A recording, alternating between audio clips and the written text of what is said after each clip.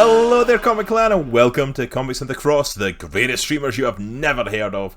I, of course, am one of your hosts for this evening, Cross, sitting alongside my partner in crime, Nitro, as always. Yeah, to What's up, good people? We are back with you tonight for our review, our spoiler cast of Black Panther Wakanda Forever. Let's do this. We are Are ready. you guys ready to hate us? This is the end of Marvel Phase 4. We finally made it. Lord. Praise the Lord. Longest slog of 2 years to get through, but we have made it to the end of Marvel Phase 4. So we are super excited, super hyped to get into this tonight, super hyped to talk about. There's a lot to talk about when it comes to this movie. This movie has been getting amazingly praised, has been praised as the best of Phase 4, one of the best MCU movies to drop. This has been getting so much hype. It is raking. I've seen a handful of this is the best MCU film ever. I've seen a handful of those. Oh yeah, I've seen those. Like, there's reports of how much money the movie's making. This has popped off. Yeah. And it's like, and I don't blame it for that in a sense, because like this is the return to Wakanda. The first Black Panther movie changed a lot of stuff, and this is also the tribute to Chadwick Boseman, who obviously played T'Challa and passed away before getting to come back and play the role again in the second Black Panther.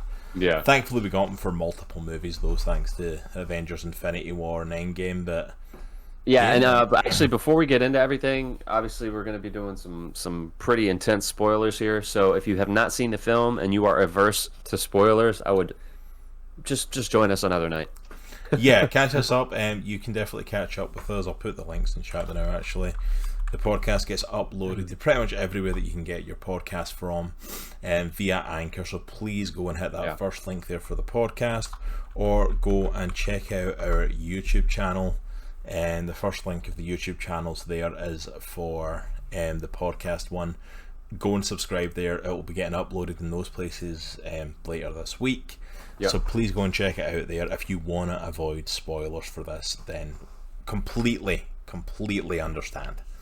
I mean, it hasn't been out a week yet, so yeah, like usually we give it about a week before we do that, but just with scheduling and stuff like that, this was the only week we could do it. So we are coming in like hot off the heels of this just being released like on Thursday, and this is Monday evening. So 100%, please, we will not be offended if you're not able to hang around. We'd love it if you left a lurk and supported us that way, but we absolutely get it. Yeah. So we assume if you just never come on our channel again if you don't watch it tonight. I'm just saying. So if you are here and you're hanging out from this point on, this is spoiler territory. We are going into spoilers for Black Panther. We're going into full spoilers for what happens during Wakanda Forever. And there's a lot of stuff to be spoiled. There's a lot of stuff that you want to check out and see it for yourself.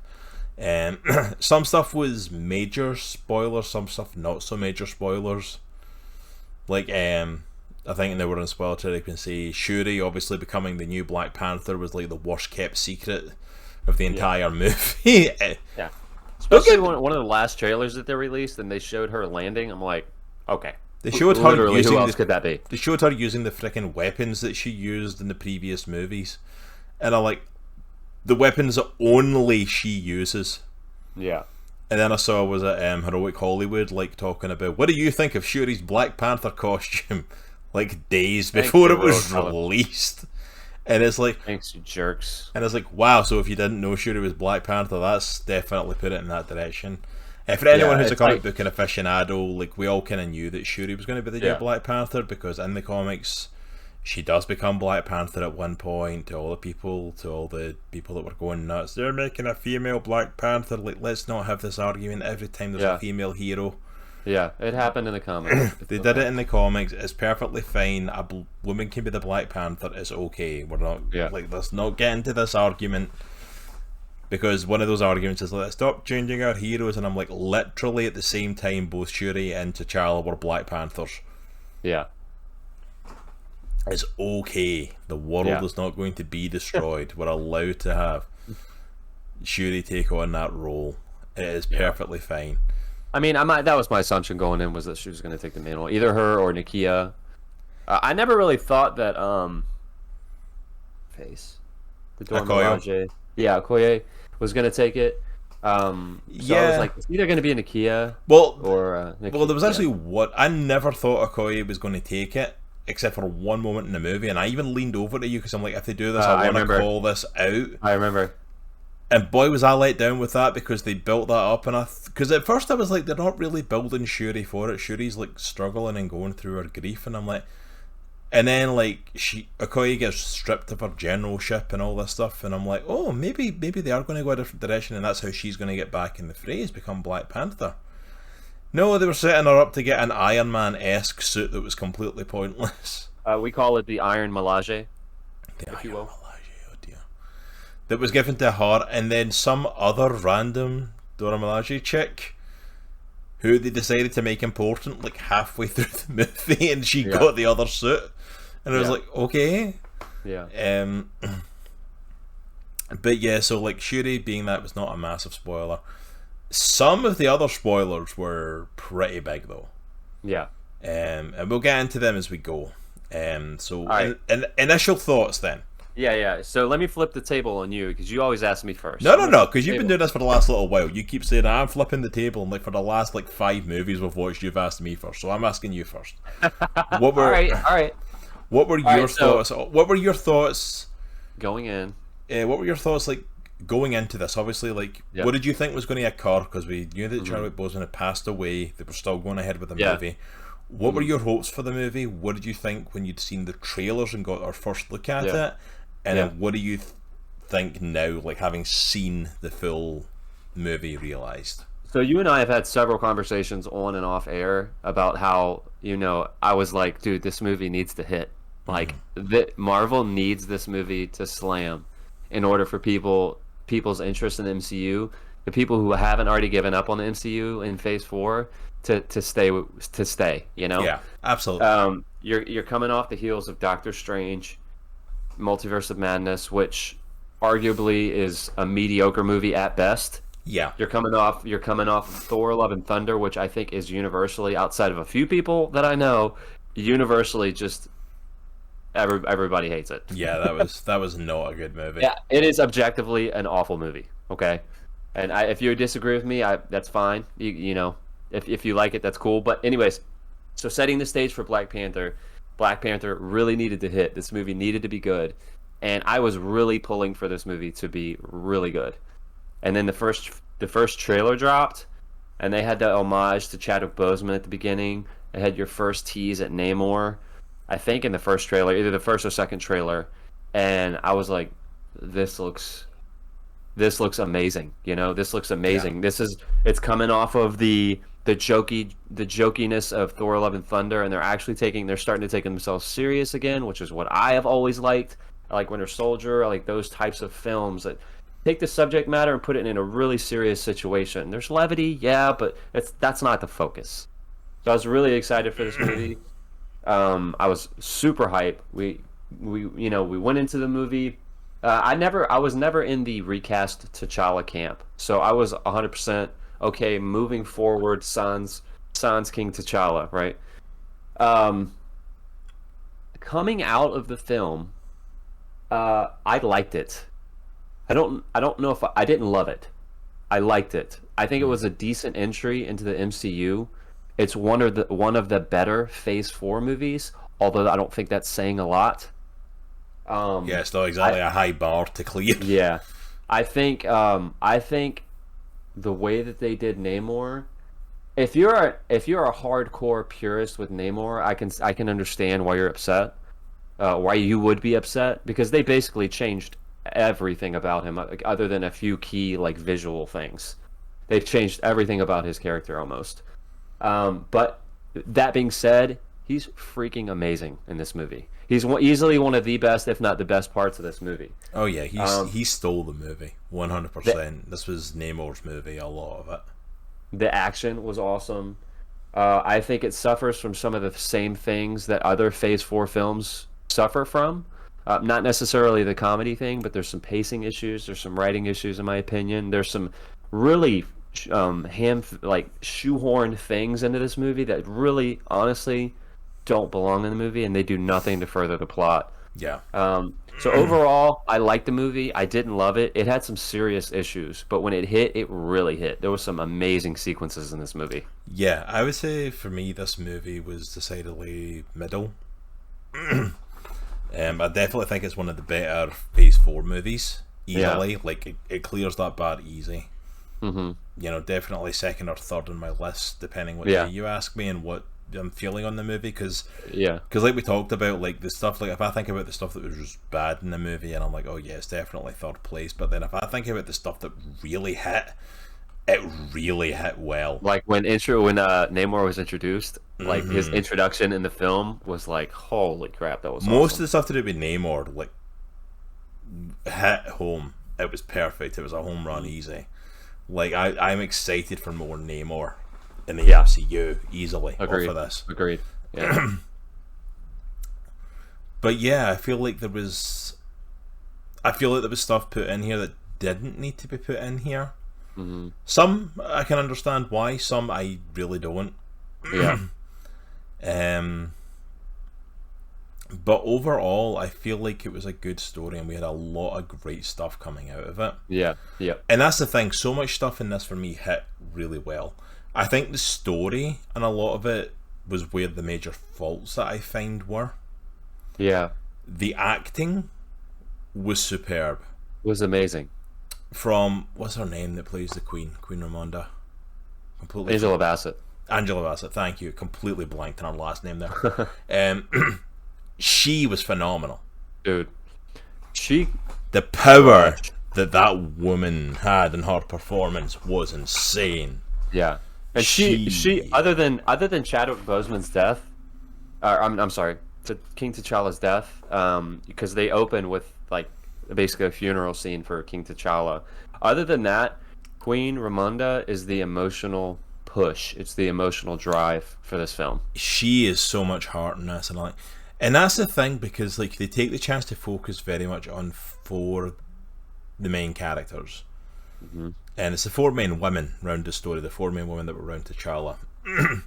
And Baku's there as well, but let's be honest, and Baku's not as focused on as the rest. He's really not a main character. They kind of try to make it like he is, but like he's really not. No. Man, that was a bad movie. Were you not a fan of it, Delaroth? But like, Queen Ramonda is the heart of it. Shuri's the journey of mourning, as well as trying to find her own place. Yeah.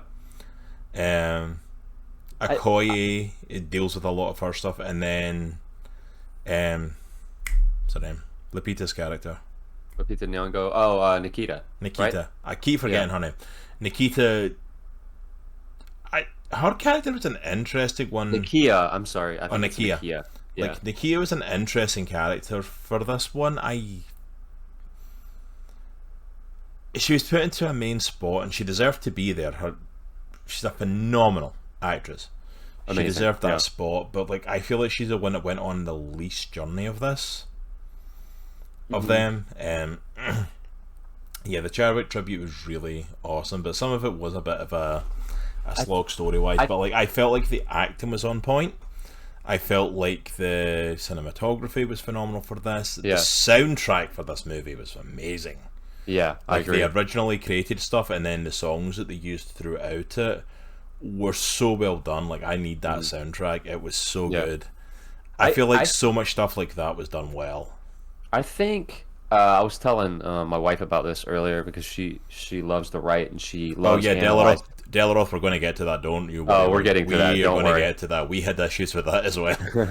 But I was talking to her about like the pacing of the movie and how they approached exposition and stuff like that. And I was like, a lot of the time of the movie, I felt like I was watching just two people sit and explain the movie and what was happening.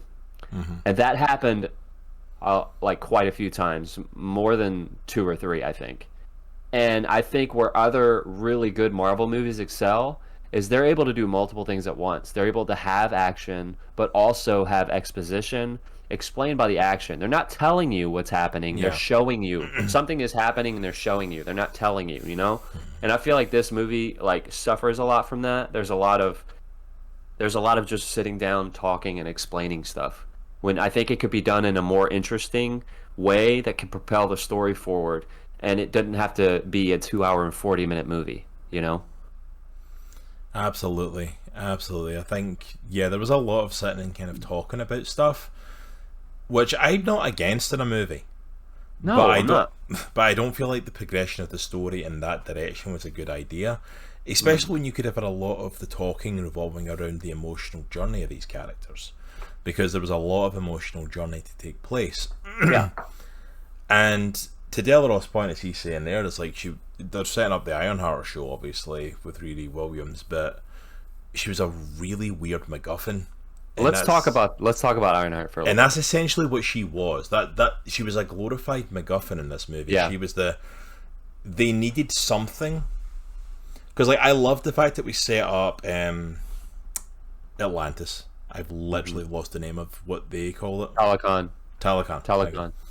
Like they literally set that up, and they set it up well as this amazing underwater society, which their technology, their armor, their weaponry is based around vibranium, just like Wakanda. And I'm like, perfect. You're automatically making them a threat. We had to have a way of having their vibranium be found and come to the surface, because they've never came to the surface yet. So we had to create an event to bring them to the surface. Yeah. And I'm not even against like Riri Williams being the person that created it and stuff like that. I'm not even against that. Yeah. It's the fact that the whole movie took a sharp turn and focused on her.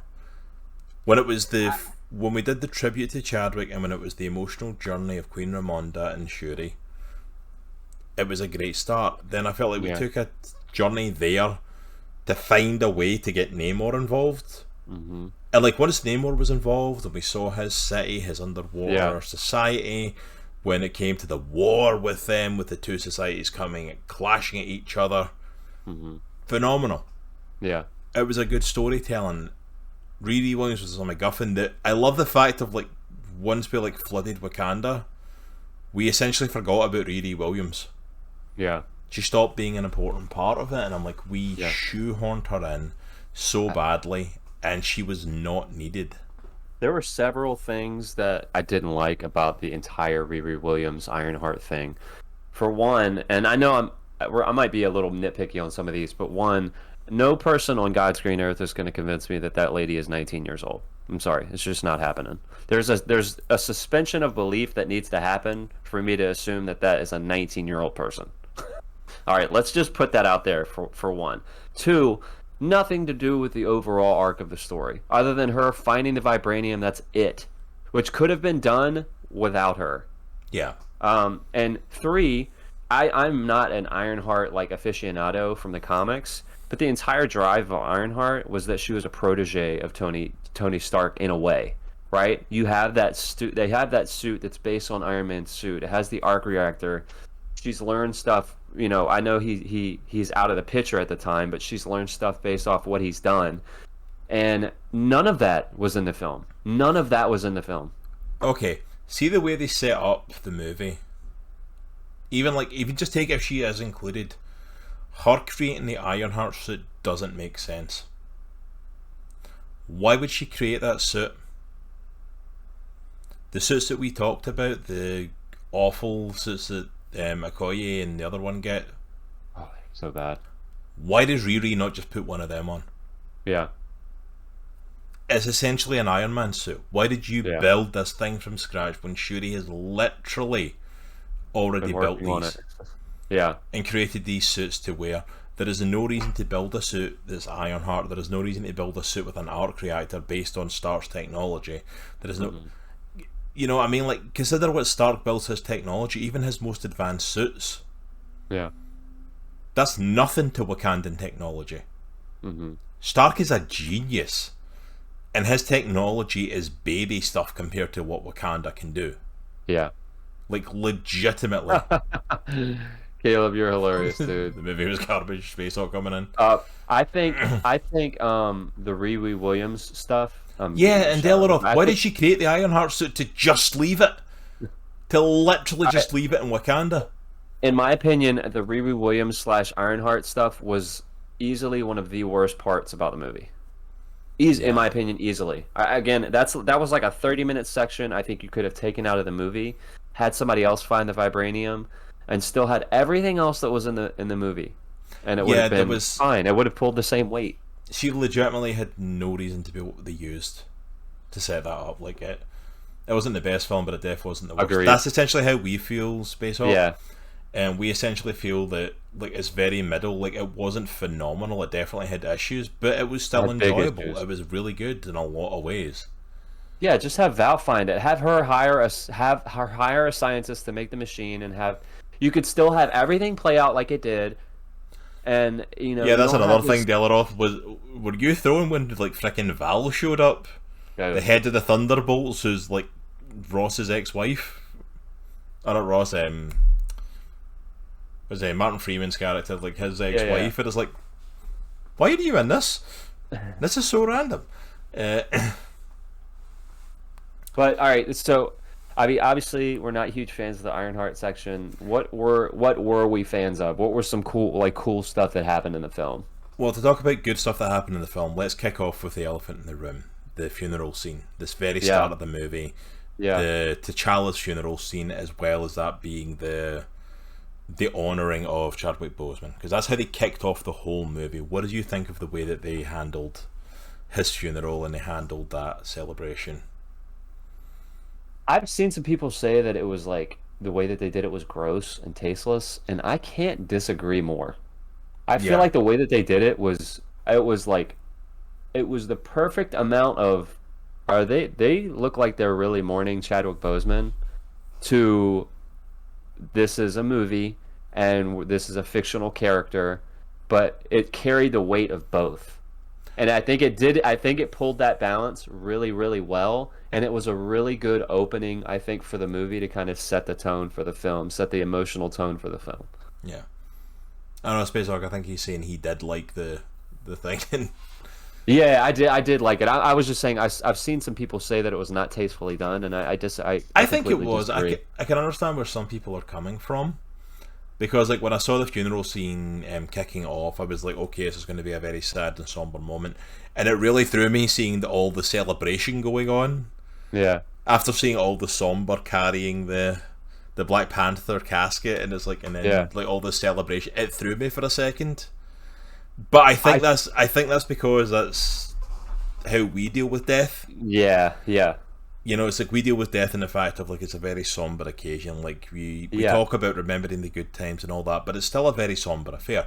We forget that there are a lot of cultures that do not do that. Yeah. Especially a culture like Wakanda, it makes sense. Yeah. I don't want to speak out of turn, but I think a lot of African cultures, like a lot of during African funerals, it's a celebration. It's a celebration of the person's life, and then also as well, remember, Wakanda's a very spiritual country in the MCU. They don't believe T'Challa is gone. They believe he has literally went and joined the ancestors. If you remember the first Black Panther movie, like where he went to the ancestral plane and spoke with his father, they believe that T'Challa has gone there. He was not only the king, he was a Black Panther, so he is immortalized there. So it's a moment for celebration. So in that sense, like 100%, it completely makes sense. And also it's Marvel Studios taking the opportunity to celebrate Chadwick Boseman passing away.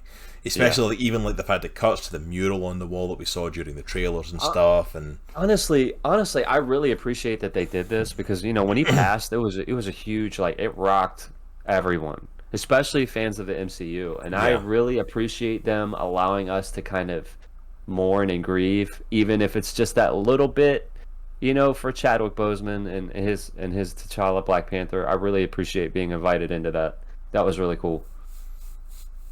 Yeah, so I'm just catching up in chat there a little bit as well. Della talking about Shuri's journey of like him super inspirational to wanting the world to burn because she couldn't save him. Yeah, it went. I kind of see the journey she was going, but like it went a little far with that. But we'll definitely touch on Shuri's journey because obviously that's the main crux of the story. Space Hulk, absolutely. Angela Bassett was amazing in this scene, as she was throughout this whole movie. She was one of the people who stole this movie. She was amazing. And yeah, Del, the funeral culture is very different in a lot of other cultures, Hispanic cultures as well. And yeah, she was great in every scene except the one where she didn't know how to swim. Dang. Dang, too soon? Sheesh. Too soon? Hashtag too soon. Dude, I know, the Ramonda and Okoye scene where Queen Ramonda just lost her collective S was just crazy. When she just went off, and I'm like, and you could just feel Okoye wanting to just curl up in a ball and just like hide away. Yeah. Just being hit with this wave of emotion. I'm like, oh, she was so good. Yeah. I do feel like, speaking about Shuri, I do feel like her arc, I feel like forgot her name, Letitia Wright. I feel like her acting in this film, it was way better than it was in Black Panther 1. Oh yeah, like she got a chance to really flex her acting muscles in this one, and I really appreciate it. Because we got to see a lot of journey, Yeah, I do feel like her arc in this film is a little bit weird. It's a little bit like up and down, like inconsistent. I don't know, especially towards the end. Especially towards the end when we get to the end fight with Namor and her. Like I had notes because I wanted to stay on task, but like the movie is called Black Panther, Wakanda Forever, right? And there's probably 15 minutes or less where we actually have a Black Panther on screen. Yeah. And like you made a really good point when we got out of the theater and we were standing in front and we were just talking. You're like, I need to see an emotional arc for Shuri when she actually is Black Panther. Like, yeah, like I get it. I get the mourning and stuff that she's going through, the anger and all that stuff. But like, let me expand on that little point for then, because we were talking like when we came out of the cinema, and that was one of the big things for me. The whole Shuri wanting to burn the world down feels like it might be a step too far for who she is as a person. Great. I feel like though once she went through her journey, she was going through her mourning for her brother, and that was the whole crux of the thing, was that she didn't want to mourn, and she'd held everything inside. And I love that we got to see her basically shut down but go into what she loved to do. So she went in, she essentially became Tony Stark. Yeah. When Tony Stark, at the end of Avengers, when we go into Iron Man 3, his whole thing is, I want to put a suit of armor around the world. Like, I want to protect everything. He's making suit upon suit to try and protect against anything. Yeah. Shuri is feeling the survivor's guilt of her brother passing away, and in her head being like, I'm a genius. I should have been able to save him from this, and I couldn't. And then goes into I'm going to make a defense against every possible thing that could happen. Yeah. That journey made sense for me. And then it made sense when that got escalated, when she then watches her mother die. Like, because we already got the emotional punch of Angela Bassett when she thinks that Shuri's dead, and a woman who has been left with nothing. But then we actually see Shuri experience that for real. Yeah. Not just losing the last member of her family, but her mother dying in front of her. Yeah. Which that scene was crazy. Oh, dude. That was the whole flooding of Wakanda and going through the scene, and when they get killed, when she gets killed, oh, it's so good. But it makes sense. She then throws herself into, we need the Black Panther. Yeah. And I actually love the scene where she takes the herb. Yeah. Because it's already been mentioned earlier in the movie that she doesn't like really believe in the ancestral place. She's very much a woman of science and not really the spiritual stuff. Yeah. Which in a modern Wakanda, it makes sense that not everybody is going to be so connected with the spiritual stuff, especially somebody like Shuri, who is like smarter than Bruce Banner and Tony Stark, and like she is a young woman who's already at a genius level intellect above them. Yeah. So it makes sense that she'd more throw herself into that. So she doesn't necessarily go to the ancestral plane, which also, just from a logistical standpoint, it was an interesting way to take it, because obviously she can't go and talk to T'Challa the same way T'Challa talked to his father, because we don't have Chadwick Boseman. And they were avoiding recasting him, even for a scene. Yeah. it took a hard left, and I kind of liked it.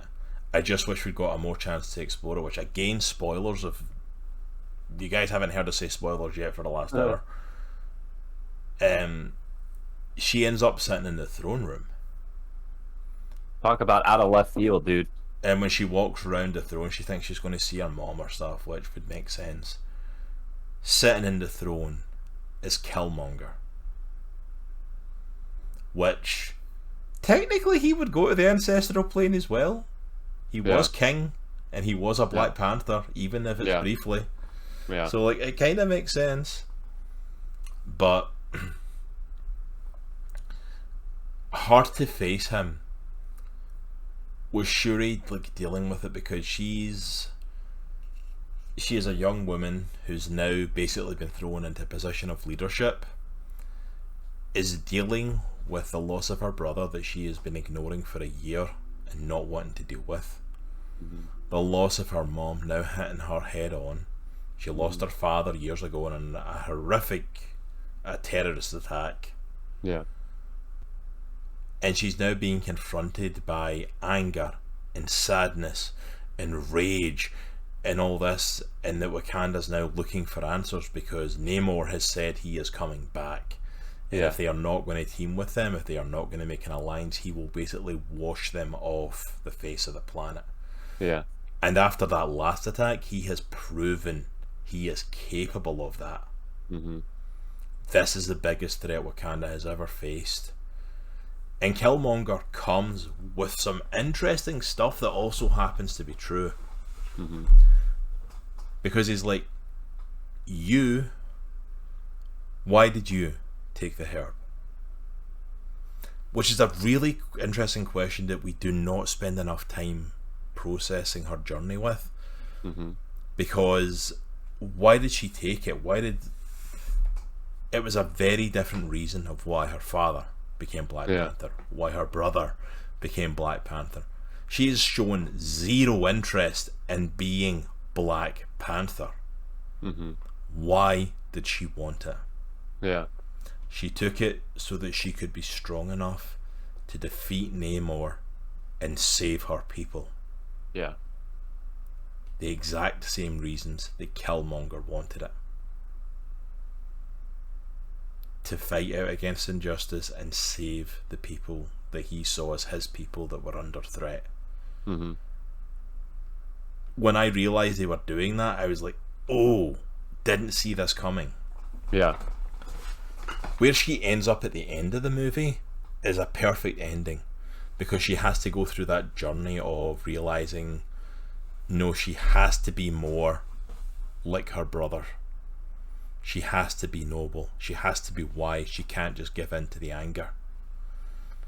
My problem is that between those two scenes, there was not enough time to allow her to go through that emotional process. Yeah. And that's why I get more pissed off at the Riri Williams scenes, is because if you remove all those unnecessary scenes, you could have taken the time to have her go through that anger, to go through that type, being that type of Black Panther. Even if you introduce Black Panther earlier in the movie, like you've got that time for her to be that militant leader, to facing up against Namor, like to try and save her people, and to give her the time to realise this was wrong. Because you could even have had another ancestral scene of then her talking to her mother. Yeah. And be like, this is not you, this is your anger and your rage. But this is not who you are and not what you need to be. And you could have taken that emotional step. Yeah. And actually spent time on her dealing with her grief, and not just as she burnt the burial suit at the end, which was a very strong imagery when she finally did that. But you could have focused on that. We could have focused on that so much. Yeah. And I feel like that would have given that ending that little bit more heft that it just needed. Yeah. Not that it was a bad ending necessarily in that sense, in the way it was handled. I think it was anticlimactic a little bit. It felt anticlimactic, and I feel like if it had gotten that little bit of that emotional punch, boom, we could have done it. Because like, I'm perfectly fine with Shuri being Black Panther. The journey she went on made sense for the story that had been built, and it was a really cool twist having Killmonger be the voice of reason. and that she gets comfort in that to like there's actually someone to emblazon her rage to keep going. Mm-hmm. But I felt like the calm down from that just kind of happened. Yeah. She just kind of went, yeah, this isn't right. Mm-hmm. Like, why? Show us. Take us on that journey of how she got there. Yeah. Because basically it comes to a head, it ends when she decides to not take Namor's life. That is the after blowing him up. Yeah, that's the culmination of her arc, where I think from the time that she speaks with Killmonger until the time she decides not to kill Namor, there's just something missing. There's something missing with her as actual Black Panther that about 30 minutes more movie that I think would have made the movie so much better. Yeah, and I was saying the ending was Namor got the ally he tried to get when he kidnapped Shuri, but it happened 2 hours later and a lot of Wakandans died. See, I feel like they could have played that up a little bit as well, because like even the way Namor's talking at the end, it feels like I would love, because that's my one issue with Namor, and we'll get into how awesome he is, because he is. I love Namor in this movie. Yeah. I wanted that little touch more arrogance. Yeah, yeah.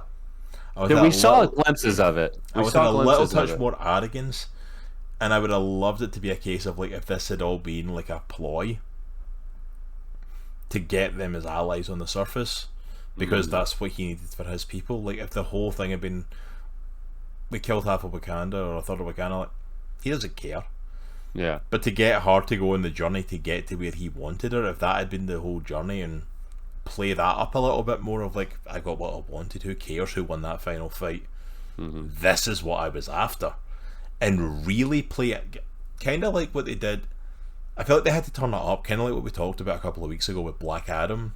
That I felt like they had to turn the dial up from anti-hero to actually being villain. Yeah. I feel like with Namor we had to turn it up to anti-hero just a little bit more. Yeah. Just a smidge. By no means am I going against the Namor we got. He was a phenomenal casting for it, phenomenal actor, phenomenal character. Yeah. He stole the movie. Yeah. Just a smidge. Just a little tweak. And I feel like it would have been perfect. Yeah, because coming off the backs for me of reading Hickman's run on Avengers and, some of the Fantastic Four that he wrote, to Namor is just, he could be a douchebag sometimes. Oh, like, 100%. He's just like, he doesn't care about anyone. He says stuff that you're like, dude. Oh yeah, he doesn't give a damn about anything. He does not care about anything except for himself and his people. And I'm like, to your point though, like a little more of that would have been really, really cool. Yeah, I agree. Thriller Ross says the only thing in this movie that made sense to me beyond the tributes were the Talakans absolutely annihilating the Wakandans who tried to attack them at sea. Agreed. Where they were all have the strength of Black Panther. Oh, I said that to you as soon as we came out. Like, are you really telling me that that final fight, they decided to go and fight them in the water, which is like, okay, stupid. On a boat. No.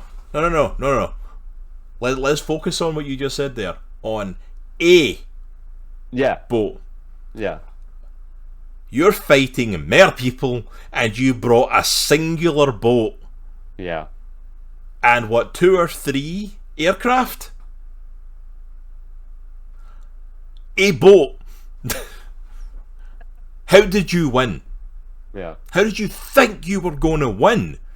Well, when they attacked Wakanda and they killed like a third of their population. Can we talk about that scene as well, by the way? Ripped right out the pages of Avengers versus X-Men. Namor floods Wakanda. That was really sweet. See, when he did that, I was like, oh my goodness, we're actually getting it. He's actually flooding Wakanda. Yeah. Like, this is how powerful Namor is. This is why he is a threat. Oh, it was so good. I think everything about me for Namor, minus the thing that you pointed out, was amazing. I think his look is like, it's just butter, man. It looks so cool, and the way that they adopted his backstory from like Mayan Aztec culture. So hard not to make a joke there.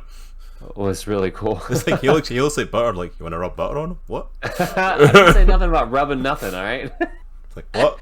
But I This feel like podcast is taking a weird direction tonight. I feel like his power level was amazing. I feel like his introduction. There's a part in his intro where they found the vibranium, right? And they go down and there's just people in these deep sea suits, right? Just looking at the vibranium, and then there's two people, and then one of the people just stops talking, and the other person looks around and they're gone. It's and then just the person, cable. The suit is gone. The Freaking person, horror movie stuff. Yeah, the other person gets taken out, and then you slowly see the Talakanians. I don't know. Talakans basically climbing up it's like an oil rig type thing, and you see them climbing up. Can and we then just... they do something really, really cool. Hold on one sec. They do something really, really cool, which I was like, oh, that's such a cool idea. So you have some of the female people of the tribe are popping out of the water, and they start singing the like siren song.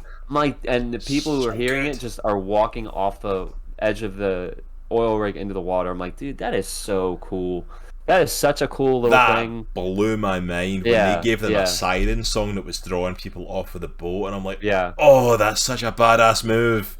So that's so cool. You have all this happening. You have all these people getting wrecked, and then a helicopter escapes, and you're like, are they gonna make it? They're gonna make it. There's two people in there. They might make it, and then all of a sudden the helicopter stops abruptly, and it pulls back, and you see the helicopter spinning really fast, and you see it like just thrown into the water and exploding, and then in the moonlight, a silhouette of Namor with the wings. I'm like, holy crap, that was sweet. So, like, such a cool intro. I think one of the coolest. That is how you introduce a character. Yeah, that's how you introduce someone in the MCU. Of a villain. Yeah, I agreed 100%. So good. And even the scene. It was kind of awkward, but the scene when he took Shuri down to his Talokan to show the people, I love that scene. It's like it was just cool. So cool. It was a little weird just seeing her floating around in a tube of water in that huge suit, and but I loved it because scene... they did this amazing thing that they don't always do with Marvel villains, and it's like it was a hint of that obviously Namor's going to be around for a while. Yeah. Because we saw him doing his thing, like he could rip them apart so simply. Yeah. But then we saw the humanity to him. Mm-hmm. Like he said, why we're trying to get this Riri Williams, because like she is a thing that's going to expose my people. This is my people. Yeah. These are who I'm with. And can I just say all praise to Namor for bringing a sun to his people in the deep water, because I was thinking that we are going to go down here and it's going to be pitch black and I'm not going to be able to see. I didn't get the sun thing. Like, what was that? I think it was based off of vibranium or something, or stuff that they'd found. Gotcha. The suit and the CGI was bad, but I can't even complain against that at this point. The suit they took from the tanker that previously needed cables and the person could just leave. Yeah. Also, one thing that I really noticed, and again, I know I'm nitpicking I never even clocked that. I'm like, that's so true. When Nakia comes and rescues Shuri and who else? Riri.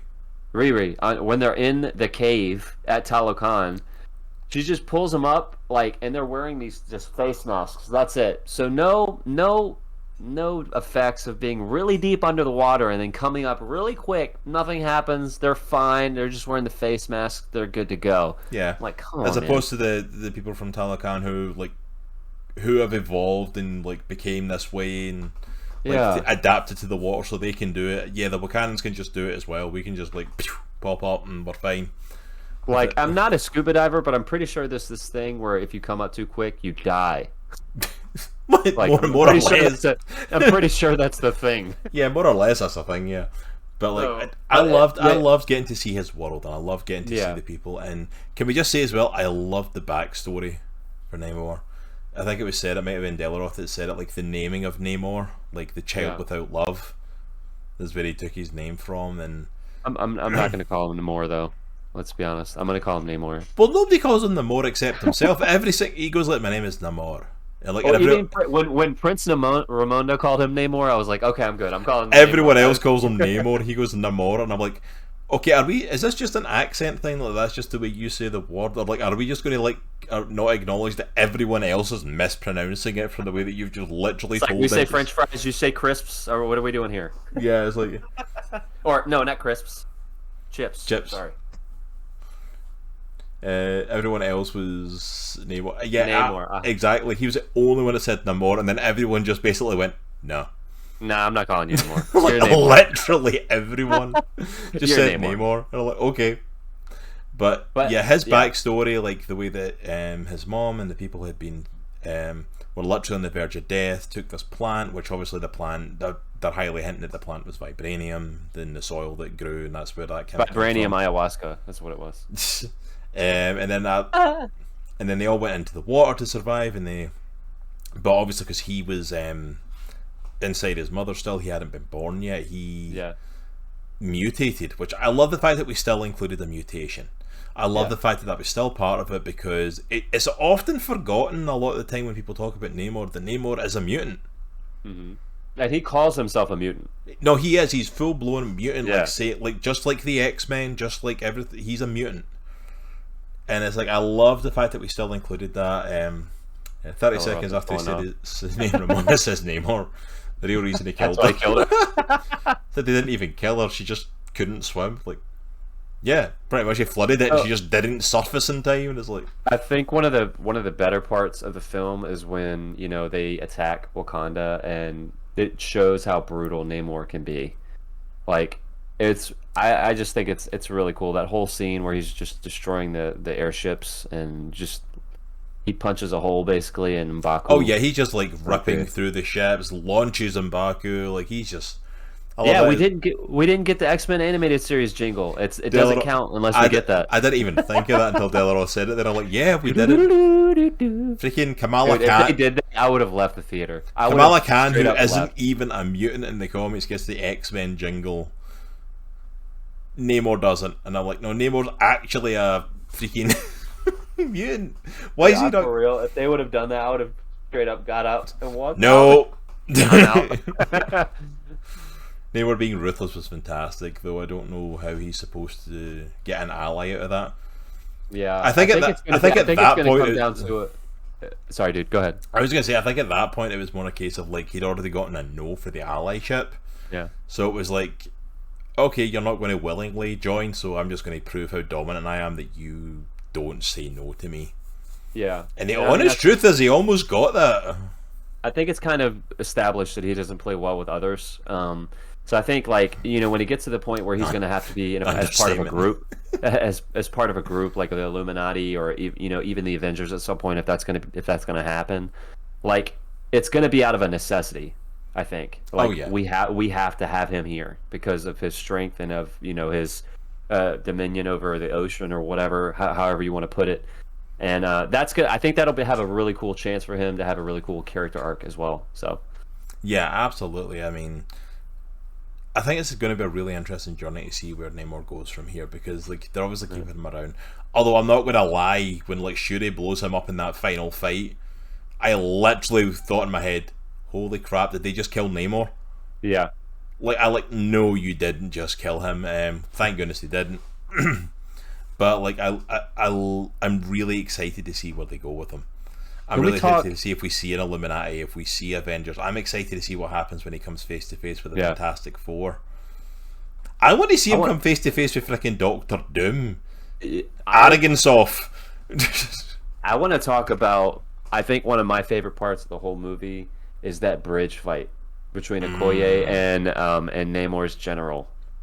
I forgot his name offhand, but that, in my opinion, was one of the best fights of the entire movie. That was so brutal. Fight.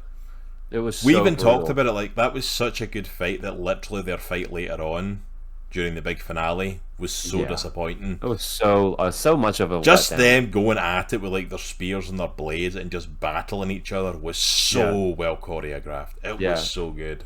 Like, Okoye knew she wasn't going to beat him, but like he stuck her spear in the ground, and then he basically yanked her to her spear and dislocated her shoulder. I'm like, dude, this is so sweet. He was beating the brakes off of her, but she was not giving up, and she reset her shoulder and got back up again. Oh man, that was such a cool thing. Such a good fight. Like, props to Okoye in this. Like, she really came out on her own as a character. Like, she'd very much been the general. We've been getting hints of character to her, but I feel like we got so much character depth in her in this one, and I'm all for it.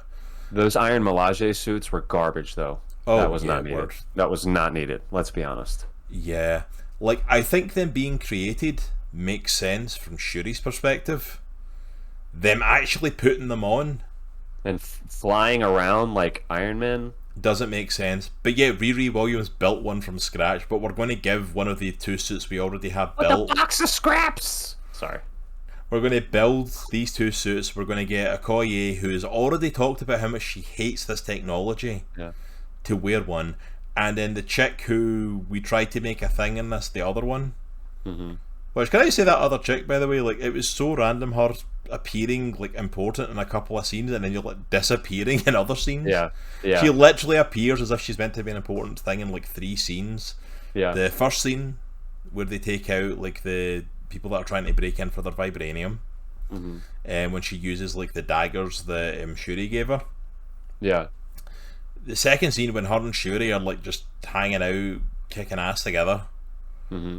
And then the third scene where we see her, like, going over and, like, kissing the new general of the Dora Milaje on the head, Yeah. hinting that they're, like, in a relationship, and it's like, Yeah. you really pushed this character, and I'm not sure why. Yeah. Like, not like the Dora, just like specifically her. Yeah. And I'm not sure why, because like she's not actually done anything. Yeah.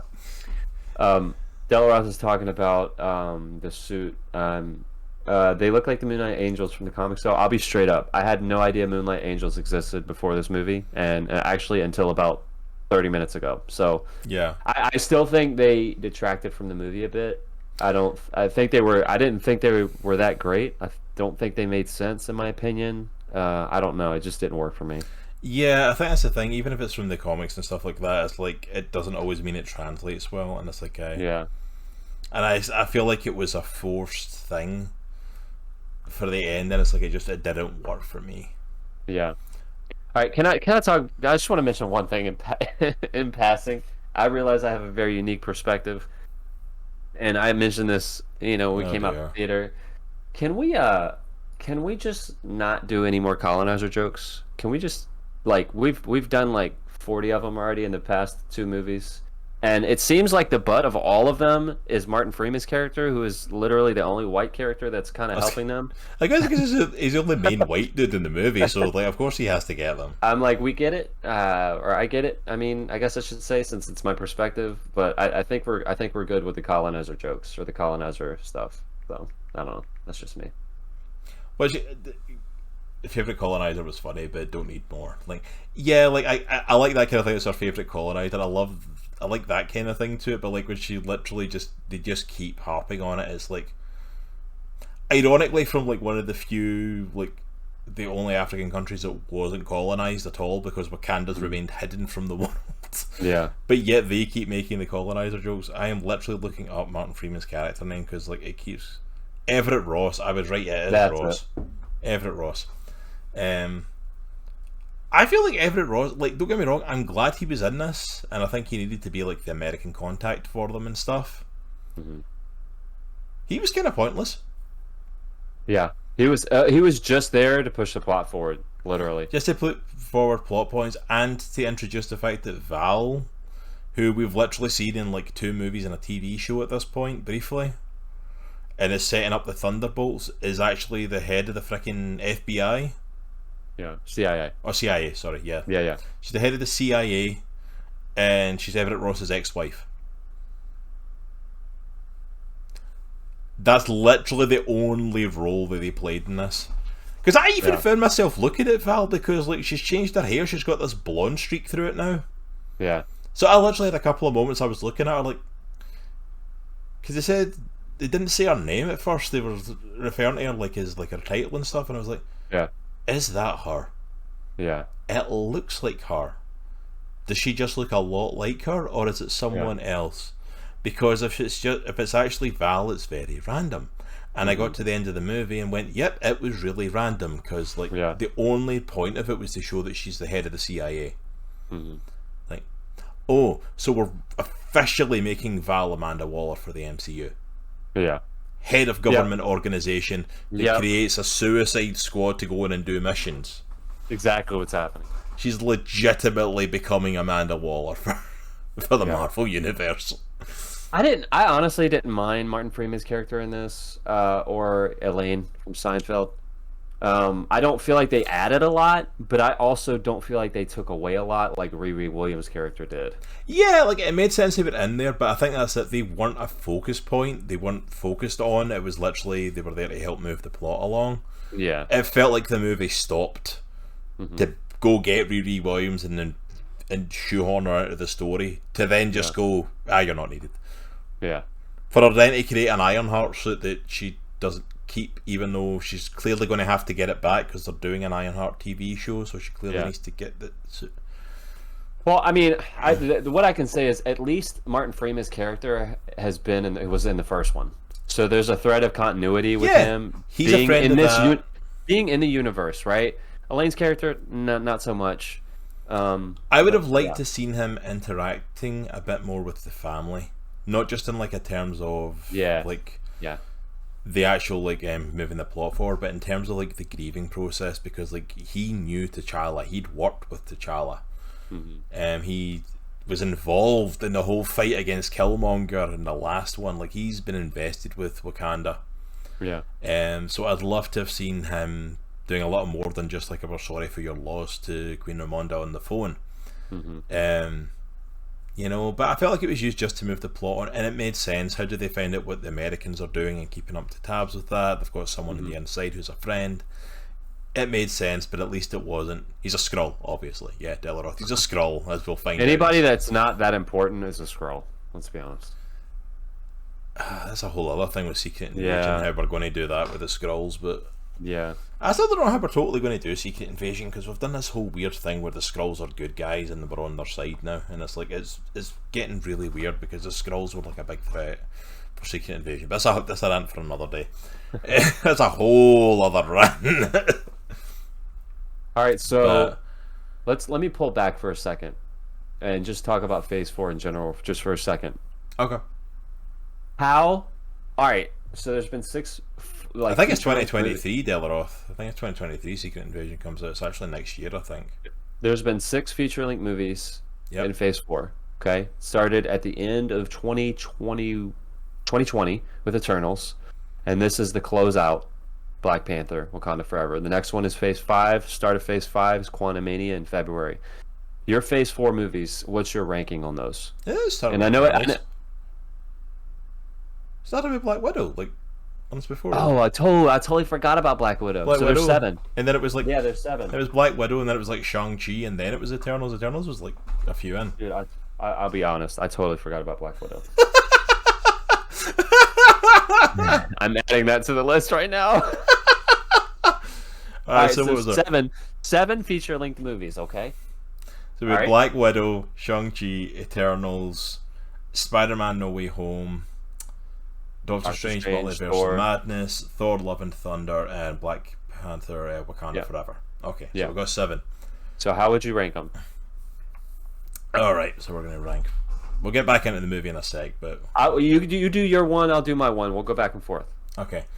Top movie, definitely Spider-Man No Way Home. 100%. That stole it. By far. That movie just had a lot of great storytelling plot points for me. There was a lot of fan service to it, and it was a love letter to the old Spider-Man movies, but I thought it was handled really well. I think it set up interesting stuff for Spider-Man going forward now that we've got confirmation Tom Holland signed on for more movies.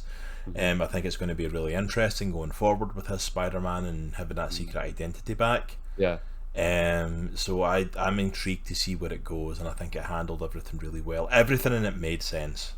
I think that's probably not just Phase 4 for me. That's one of my favorite Marvel movies. Yeah. Like in general.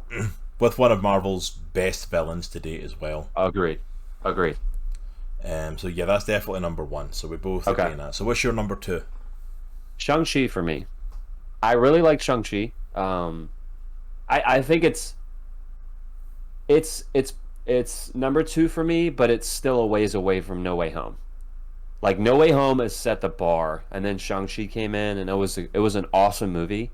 It was really cool. Me being a kung fu fan, like kung fu flicks, martial arts flicks coming. I love that flavor on a Marvel superhero. Yeah. You know, growing up with Crouching Tiger, Hidden Dragon, and House of the Flying Daggers, and all that stuff. Yeah, And absolutely.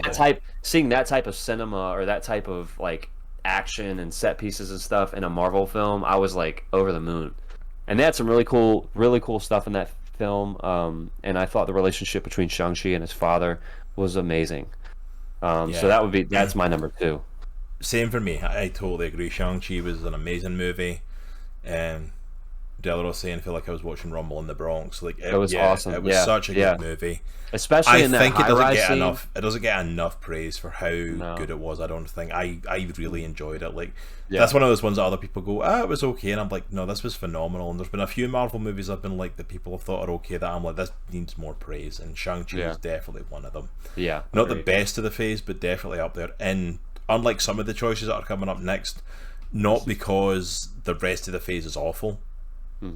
Or mediocre, but literally because I do think Shang-Chi was a good movie. Yeah. All right, what's your number three? Oh, it's getting hard now. Yeah, number three definitely Black Panther: Wakanda Forever. Yep, same. This movie that we have talked about, this is a very middle movie for me. I don't think it's as good as a lot of the praise is giving it. Although there is some phenomenal stuff in this movie, but I also definitely do not think this is awful. This is worthy of a lot of the praise it's getting. Yeah. As much as there's definite issues that I have, there's a lot in this that's done so well. Yeah.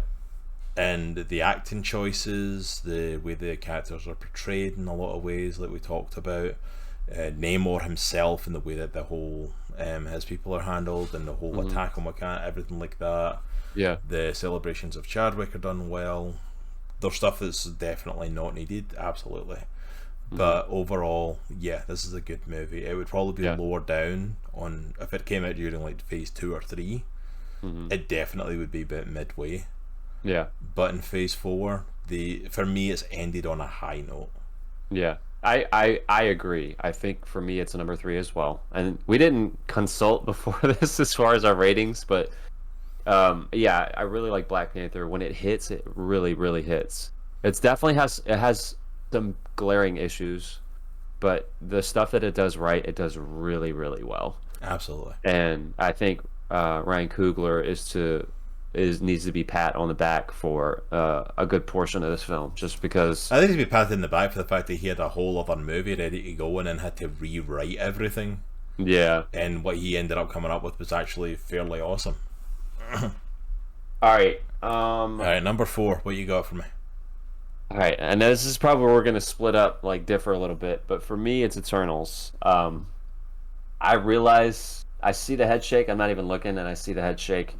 But Feel the judgment looking at you. Feel the judgment. I know this film gets a lot of hate, and I know it has a lot of issues, but I feel like for me it was a really cool artistic deviation from the rest of the MCU, just visually speaking and just stylistically and structurally. It was a deviation, and I think some parts of it work really, really well, and I don't think it gets enough credit for the stuff that it does really well. I know it has a lot of issues. It can get boring in some spots, and Kit Harington is just not a leading man. I'm sorry, dude. I just don't. At least not anything other than Game of Thrones. Okay, but yeah, I really, really like the film. Again, has issues, but I really like it's more style over substance for me, I guess. I really like the look, the feel of the film, and the structure of the film, and some of the action set pieces are phenomenal, especially the fight with the Icarus and what's her face, the one that can run really fast. I know who you mean. Yeah, literally forgot her name though. Yeah, that's amazing. That is amazing. So yeah, so that would be for me. Number 4 is Eternals. Yeah, we're definitely deviating for this. Number 4 for me, Doctor Strange in the Multiverse of Madness. That's definitely number 4. Definitely middle of the pack for me. Yeah. This movie had some severe stuff that was wrong with it. You can go back and watch a review on Doctor Strange to go into the full details of what we thought on it. But I felt like there was a lot of really cool stuff done in this. I liked that we leaned a little more into the horror and some of the horror elements of it. Like, for example, like Zombie Strange and everything like that, and his cloak of demons and all this stuff was really cool. There's definite issues with what they do with Wanda. I feel like there's a massive jump, kind of like what we talked about with Black Panther. There's this massive emotional journey that feels missing from where she was at the end of WandaVision to where she is in Doctor Strange. I liked the fact that they played off the fact that she wasn't the villain in the trailers for us to get thrown into. No, she is, and she is like hunting down her kids, and I love that we played into Wanda's power and how strong she is. Bit pointless that we tried to kill her off at the end because not a single person for a second believes that she's dead. But I'm okay with playing into Wanda being a villain. I'm not gonna lie, I'm a massive fan of Elizabeth Olsen though, so like I'm perfectly fine with her appearing in whatever she wants to appear in. I'm quite happy for that. I like that we're leaning into that side of Wanda a bit more, because there's this weird thing where we try to keep Wanda likeable. Even in the comics they try to do it, they try to keep her likeable even though like she's done some horrific things. And I'm like, yeah, we can make her likeable again. It's okay for characters to go on a journey and change. Like, make her the villain in this, absolutely. Because like it shows how easy it is. It's, you know, it's the Joker's whole thing of like that, you know, one bad day. It's like, and she had fucking a lot of bad days. All right. By no means is it amazing though, but so it's definitely middle of the pack for me. All right. So what is your number 5? Number 5. What we got left? What have I? 5. I've got 3 left. I've got Thor. I've got Black Widow, and I've got Eternals. My number 5 would be Black Widow. Okay. Black Widow, honestly, is number 5 because I like the other movies less. Not necessarily how well I like Black Widow. If you go back and watch our review of Black Widow, I think it may be one of the movies we have ripped hard for a lot of what it did. Probably because it was the first Marvel movie we'd seen in the cinema. That was in not a good. long time. Because I think it was the first Marvel movie to drop in like 2 years since you know, Spider-Man. It had some interesting moments to it. I think it had some, you know, interesting things that took place in it a little bit. But overall, it was just very meh. I still believe it came out too late. I still believe it wasn't a good movie overall. I still believe they assassinated Taskmaster ridiculously. And then have the audacity to say we're going to make a Thunderbolts movie and bring Taskmaster back. The thing that was critically panned across the board by everybody, we're going to bring back. The legitimate only reason for this movie to have existed was to make what's her face, Florence Pugh, the new Black Widow. Because you can't even say it was closure for fans. We'd had 10 years of Natasha. You know what I mean? We had 10 years of Natasha. Literally the only reason was to introduce her sister and to bring Florence Pugh into the MCU and also the Thunderbolts as well. Like that was literally it. Like that was the major reason for it. Taskmaster coming back and frickin' Red Guardian coming back for the Thunderbolts are both not needed. I think they're almost more accidents that happened. But like the rest of the movie is just, it's so forgettable. Like, what's the plot? What is the plot of that movie right now, off the top of your head? What is the plot of that movie? Because I can't fucking remember. I know there's something about a red room. You know what I mean? Like, and it's some like goats. Taskmaster is so bad. Black Widow was a garbage truck, but Florence Pugh needs 1,000 minutes more airtime in the MCU. She's great. That's the only reason that the movie was made, was to create an introduction for her character, so that she doesn't just show up, and to give an idea of what she's going to be. And it was literally Natasha passing the torch to her. Natasha needed to save all the other widows. Yeah, that's right. Apparently, she needed to save all the other widows with the red smoke. So yeah, that is literally only at number 5 because somehow Marvel managed to make 2 movies I felt like were worse than it. So for me, these last 3 are not good at all for me.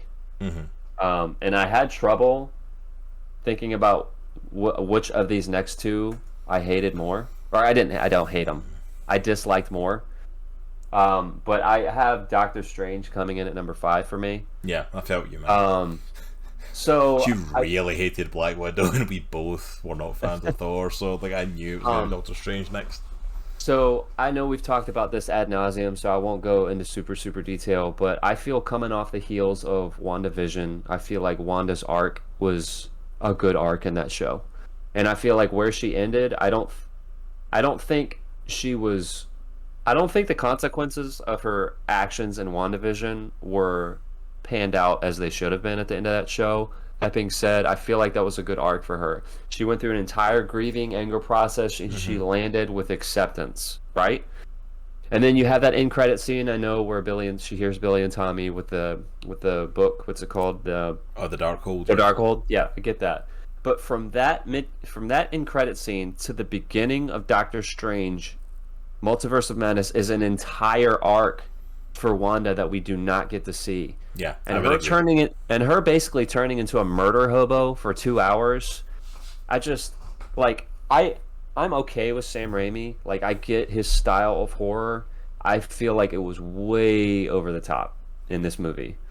And one scene that in particular that just blows my mind that people liked it is the freaking music note scene with him and evil Doctor Strange. I'm like, how are people liking this? This is the dumbest thing I've ever. This is the dumbest thing I've ever seen ever. But I feel like the stuff that it does really well, like the Cloak of Demons, freaking phenomenal. Him with the Cloak of Demons against Wanda is awesome. But the stuff that it gets bad is horrifically bad, in my opinion. And again, this movie suffers the same thing that I think Black Panther does, where they shoehorn. As much as I loved to see the Illuminati, that stuff was shoehorned in like a beast. Oh, that was shoehorned in. You could have cut that entire thing out, and that movie would have flowed much better. Much like Riri Williams, it suffers the same type of stuff. So, solidly at number 5 for me is Doctor Strange. I was not a huge fan of the movie. I was super disappointed when I came out of the theater. All right, what's your number 6 then? Number 6 for me is Black Widow. A lot of the same things that you said. The CGI in the last third of the movie is just horrifically bad. Yeah. Taskmaster is just an abomination of an adaptation of that. See if character. you know what Taskmaster is meant to be. Like, how did they ever get there? The fact that the Spider-Man PS4 game with the 10 minutes of Taskmaster that it has in it portrays a better Taskmaster than a 2-hour movie is a problem. That is a problem. Okay, so that I think for me, Taskmaster sunk that movie. So I'm following Delaros' list here, brother. Delaros got a totally different list from us, man. He's like his in a totally different order. Which you really hated Black Panther. That's what I love about Marvel, though, is like with the Marvel movies, like everyone's got different opinions of what the best movies are. You know. All right, dude. Drum roll, number 7. Do we even need to say it? Oh, I've not done my number 6 yet. No, you're not jumping. You haven't done number 6. You are not jumping past this. I don't care how much you like this movie. I'm getting my chance to rant about it. All right, go ahead. Number 6, without a doubt, which should be the bottom of the list, but somehow they made something worse. Eternals. I cannot forgive this movie for being this boring. It is so boring. How do you have a movie with some of these actors, like you said, Kit Harington, you've got Angelina Jolie, Selma Hayek, like, how have you got actors like this and have nothing happen? Like, legitimately nothing happens for most of this movie. Yeah. I was less bored in Eternals than I was in Black Panther. Wow. No, see, like, I was like, I kept waiting for something to happen, and then we got to basically the end fight where it was when we like started pushing Icarus is like, because I kind of like the whole big twist of it. The whole big twist of the movie was an interesting idea. The whole fact that like they were sent there to fight these deviants and like actually like, no, you're here to basically ensure that the Earth hatches. Yeah. Ensure these eggs hatch to create new Celestials. And I love the fact that we actually got a bit of argument about that. You got a couple of them that weren't on the same side and stuff. I love that idea because it's like, well, you're like, oh, we need to save these people. It's like, but this is the natural course of life. Yeah, I mean, I like the whole deal of like, is it free will versus predetermination? Like, yeah, I think there was a huge like through line of the whole movie that was mainly what the movie was about, and I really dug that. Yeah, it was a really cool part of the movie, but they talked about that for about 10 minutes and then just kind of did their own thing and lived their lives, and we exist, and like, oh, we need to get together because this one was killed, but it was actually Icarus that killed her, and now, oh wait, we're about an hour and a half into the movie. I guess we should finally bring the Deviants back. They're a thing in this movie. We forgot about them for the last hour, but we should bring them back at some point. Even the rest of the MCU refuses to ignore this movie. There is legitimately a celestial coming out of the ocean, his head and hand coming out of the ocean, and it's literally been ignored by the rest of Marvel. Yeah, I know. Like, screw Icarus and his Calvinism. His predetermination. Oh gosh. I think the potential was there. Yeah. I just don't think it came up in She-Hulk 2 years later. we don't talk about She-Hulk though. Like, we don't talk about She-Hulk. Yeah. The only thing we talk about of She-Hulk is the fact of that Daredevil showed up, and it was a really good Daredevil episode. Yeah. That's the only thing we talk about. It's like when Mando showed up in Boba Fett. Yeah. Let's be honest. Even Mando season 3. Yeah. Season 2.5. Oh, I like She-Hulk. Dylan will pray for you. We'll pray for you. You're really gonna hate us on this next one. Oh yeah, because you had this next one at like number 3. He had Thor so far up this list, and I'm like, oh gosh. We don't have time to go into everything that we disliked about Thor. Go and watch our previous movie review on Thor to see that, because there was a lot. I think we had like a full near 2 hour rant. Black Widow was his worst. I think we had like a near 2 hour rant about what we felt was wrong with Thor Love and Thunder. I feel like Thor Love and Thunder is the worst Marvel movie. Full stop. For me. Full stop. Yeah. Out of all 4 phases, in my opinion, Thor Love and Thunder is the worst. Yeah, even if you go to some the worst, maybe the next the worst. Sorry. Yeah, if you go to some of the other movies that people hate, like I can't say that I like. I definitely can't say I like Dark World less than it. I can't say I like Iron Man 2 or 3 less than it. I can't say I like any of these movies that are like the worst of the worst considered. Like, I think my issue with Thor in a lot of ways is similar to my issue with Eternals. Only Thor did it a lot worse. Is I feel like it squandered potential, and it did it on a worse way for me. Yeah, they squandered meeting the other gods. They squandered Gore the God Butcher. They squandered bringing in Mighty Thor. They squandered like all this stuff, and then they filled it with random crap that just didn't make sense, because I don't know if it was Taika Waititi's idea. I don't know if he was led in that way, if Marvel pushed it, but they went out to make a full-blown, not just like comedy, but a full-blown ridiculous, stupid type of comedy. Which, don't get me wrong, I love comedies. I love slapstick. I love stupid stuff like that. But like, this was like beyond slapstick. This was just, this is stupid. It was dumb.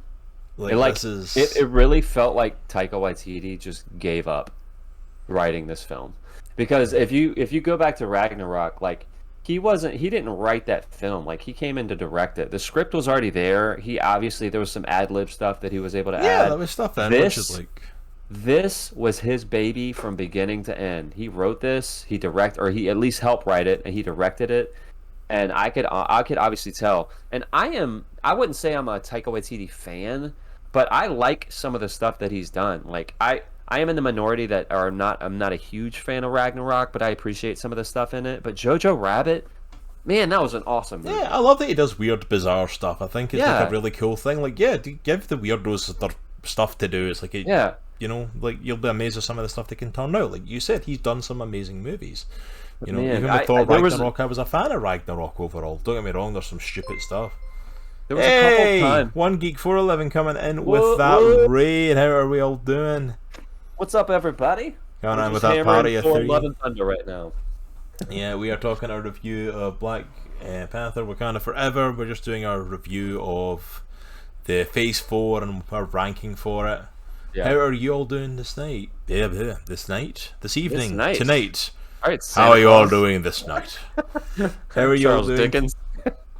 Hey, I need to practice my voices, man. I'm going to be doing D&D. You should freaking... Oh, I'm calling you Charles Dickens from now on. That's hilarious. Oh dear. But how are you all doing? What were you up to over at One Geek 411? Can we do a little shout out for One Geek as well? Yeah, I got you back. Excuse me. But yeah, we're just talking about our ratings. We're on to our worst movie of Phase 4. Which is absolutely Thor. Both Love of us and Thunder. agreeing Thor, Love and Thunder was the worst. And I think it's just like, it's not even just like the comedic tones it took, it was the storytelling. Like, even the story overall didn't make sense. We saw God the God Butcher murder one god, and then even his whole story arc, I said it to you as soon as I came out, his whole story was to go and basically talk to a god level being. It's like, it didn't make sense. Doing well, chatted some about Black Panther and our spoiler-free thoughts on God of War. Ooh, nice. What are you guys thinking of God of War Ragnarok? It looks awesome. Been seeing some amazing stuff for it. So annoyed that I don't have a PlayStation 5. I want to play it so badly. It looks amazing. I've seen a little bit of playthroughs of it, and it looks awesome. So. Yeah, it looks awesome. But yeah, so I think for the most part we're kind of on the same as like our ranking system for Phase 4. I think overall we were both very disappointed. You have to watch to find out. Ooh, there we go. Well, there we go. We did a little shout out for them. So go and check out One Geek 411. Go check them out on Twitch. Catch the VOD for that, or catch them where they post up their podcasts and go and hear what their thoughts were. But seriously, I've been really enjoying it. 15 hours in. Nice. Glad you're enjoying it. I've heard nothing but amazing stuff for that game. Which I'm not surprised. The last God of War was awesome, so like I'm not surprised the new one's amazing. Yeah. But to bring it back then to actual Black Panther, to wrap up, just a couple of things I want to hit on for it is I want to touch on the finale of it because we've not really talked about the final fight overall in depth, and of course the mid-credit scene that we get because we put some thoughts on that as well. So, and yeah, for anyone coming in, this is a spoiler cast for it, so if you've not seen it yet and don't want to be spoiled, just forewarning. But yeah, so the final fight on the one singular boat. With the one singular boat against the mer people. Overall, I wasn't big on the fight because I thought he warned about spoilers before the raid. Oh, awesome. Good. Overall, I felt like the logistics of the fight for that felt insane because I felt like they're coming at them with one boat without a way to actually properly fight them. Yeah. It felt like they had a way to beat Namor, and that's the thing that I think bugs me more about it, is I loved Shuri becoming Black Panther. Yep, expected it, made sense. She's not as good a fighter, but she's a genius. So I like the fact that we outthought Namor. I like the fact that we analysed and realised, wait a minute, this is how we can beat him. The only Black Panther fight in the whole movie. Yep, the only time we actually see Black Panther in the movie. Yep. I like that we outthought Namor as opposed to outfighting him. Yeah, because it made I liked sense. I liked how they caught him and how they, boxed him take in. him out, get him out of the water, keep him from getting back in and raising his power. Yeah. Even like when they blasted him and stuff, although I did think he died at that point. Yeah. And it's like, I feel like they should have upped it a little bit at the end just because she beats him and then they go back and he calls off his people even though they're about to win because they take over the boat that they have. I feel like we should have played that up a little more at the end when we go back to him when he goes back home. Because the whole thing is kind of like, oh, she's beat him and like he yields and stuff, and then it's like they don't really allow it to sit the fact of like, why wouldn't I yield? I got what I wanted. I feel like he could have played that up a lot more because like what he wanted was an alliance with Wakanda and that's what he got. Yeah. After all of this, like he got what he wanted. which I feel like Namor would have played that up of like that. I don't care if he lost the fight. Mm-hmm. He's a master strategist. He knows how to wage war. Yeah. And this wasn't a war in terms of winning. This was a fight to get what he wanted. And I feel like if you look at it in that way, the final fight makes a lot more sense. Yeah. But it feels like he doesn't quite play that up as much as I thought like he should have personally. Mm-hmm. And that, I think, kind of comes back to my one complaint about Namor is like I wanted to see the arrogance a little bit more. Yeah. That would have played that up, but the actual fight itself is nothing to write home about, which is a problem when it's like the whole fight is building up to the return of the Black Panther. We did get a little bit of cool Black Panther action on the side of the ship. Like I thought some of Yeah. the stuff she was doing was pretty sweet. That stuff was really cool. cool. It just felt like it stopped. Like I wanted Yeah. to see her actually going blow to blow with Namor. Like I don't expect her to win, and I Yeah. still think she should outthink him because that's who Shuri is. But at the same time, like I think 100%, like we could have gotten more. We got a mini emergency over here. I gotta step outside just for 1 second. Sorry, dude. Oh, no worries, dude. Alright. Yeah, if Namor hadn't yielded, the only Wakandan left would be Shuri. Oh yeah, absolutely. Like that's the thing as well. Is like the Wakandans did not go into that smart. Like the fact that they even took the fight onto the water. I think have a water option. Like if he came back and like attacked Wakanda again with water, have boats ready, have stuff to fight them, have your ships ready, all that stuff. But like 100%, like just not taking an army into this fight, fighting on one boat against people who have advantage in the water was very stupid tactically. And the fight just, it displayed that. They got annihilated. They were literally about to be wiped out, even with their fancy suits and stuff. So 100% I feel like the Sonic Disruptor was a good plan, but they put the eggs in that one basket. Well, that's it. They did the Sonic Disruptor and they're like, but they just broke it, and I'm like, they broke it off, and I'm like, is that it? Is that all you had? Like, why didn't we have multiple ships with multiple Sonic Disruptors? And I'm like, don't tell me Wakanda couldn't have built them, because they could have. You know, it's like it didn't feel like it was a well thought out. Although I did like the way it ended. I did like the way it was put across in the ending of her outthinking and then them coming to that alliance. I do wish we could have got a bit more. I had the heart shape there. Give them powers. Yeah, exactly. What's the Sonic Disruptor do? They've proven they're invulnerable when stabbed and shot previously. Well, that's it. The Sonic Disruptor was a good idea, but I don't think there was a long-term solution. Like that was like this is how we disarm them. But it was like, what do you do once you've disarmed them? You know. I feel like that was an issue for it, and I feel like I wanted to see a lot more of Shuri's emotional journey, like I talked about, of her going through that rage of wanting revenge of the death of her mom, and you know, having been spurred on by seeing Killmonger, and then to come to the place of like, well, no, that's not the right thing. But yeah, 100%. I'm just like, I feel like it could have been done a lot better, that last fight, since a lot of stuff was building up to it, and a lot of stuff was done really well before. Like I said, I was a big fan of like Namor attacking Wakanda and Wakanda getting flooded, things like that. I absolutely adored that stuff, so I felt like that was a little let down. But overall, yeah, it's like it was an interesting ending to it, and then there's a couple of things at the end. I'm trying to hold off for Nitro coming back to talk about them.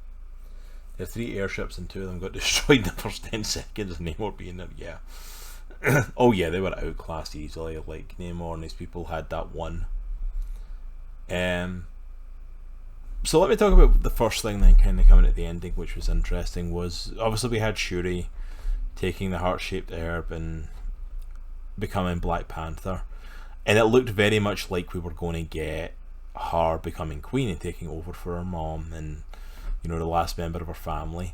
But really interestingly, when they went to do the big fight on the cliff to kind of crown the new king, she didn't come. Which Wakanda's already established that. We established that in Civil War when T'Challa's father, King T'Chaka, was still in charge of the country. And T'Challa being the Black Panther and it being a separate role, it's not something that has to be joint. Was really interesting that we're going back to that, and that she didn't want to take the throne, and M'Baku stepping up to fight for the kingship was really interesting. Excuse me. I don't know who he fights. If anybody steps up to fight him, like, I'm more than I think it's more than capable and more than likely that M'Baku is the new king of Wakanda, which is really cool. It seems like an obvious choice for it if it's not going to be Shuri. They really tried to push him as kind of like this mentor figure, like once her mom died to her, which I felt was a little forced in the mid-movie because, yeah, absolutely, Humor. Thank you so much for coming by. Guys, go and check out One Geek 411. You will absolutely love their content talking about all geeky stuff. Let me do another little shout out. Thank you so much, Humor. You get some rest, my friend. But yeah, like, it felt like they kind of pushed like him being a mentor to her, and I felt like we could have gotten some shots earlier on of the two of them talking, of him giving her advice, speaking into the situations, just to kind of set it up. But him becoming an advisor, I'm not against, and then him becoming the new king, I am all for, and having Shuri just be the Black Panther, and I'm like, that makes sense. I'm excited to see what goes forward with Wakanda now and having him in that position. I think that's a really good choice. I love him like leading the Jabari, so I'm really excited to see what happens when he's leading the whole of Wakanda. So that was a really interesting choice for that. And then I'm really stalling trying to wait for Nitro to come back, but we have to talk about the elephant in the room for it then. So there is one scene after the movie ends, and it's a mid-credit scene that takes place. We get it at the end of the movie that Shuri goes to, is it Haiti? The Nikki is in, and she goes to visit her and does the whole like ceremonial burning of the robe, you know, the mourning robes, the funeral robes, which we get a last little tribute to Chadwick, which I'm glad we got a little tribute to him. I do feel like we should have got some shots of Queen Ramonda in there as well, because like her mourning process I think should incorporate both of them, because like she's lost all her family, losing them recently. I know she took T'Challa's harder, and that was the mourning process for that, and it's also a little throwback to Chadwick, but at the same time I feel like she should have been included in that. And then Nakia brings down her 6-year-old child to the beach and introduces him to his Auntie Shuri, and that his name is T'Challa, named after his father.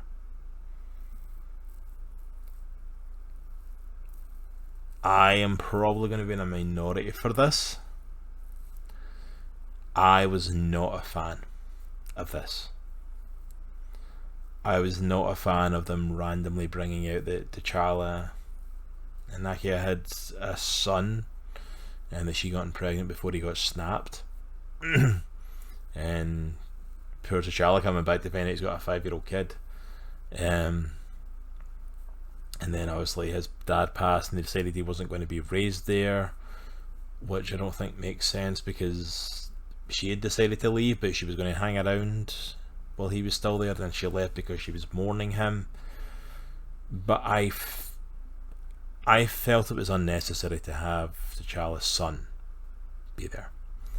I know they're setting up a lot of stuff for Young Avengers, with a lot of the characters they're introducing. Although I said it to Nitro, I feel like they're introducing like junior Avengers even more so now, with having like Thor having a daughter now.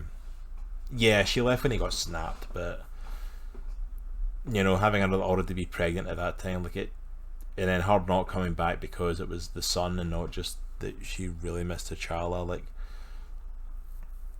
I guess to me it felt like we were trying to go, well, we don't have T'Challa, but look, his legacy lives on. And it's like, I don't know, for me I felt like that kind of stifled the the mourning a little bit, in my opinion.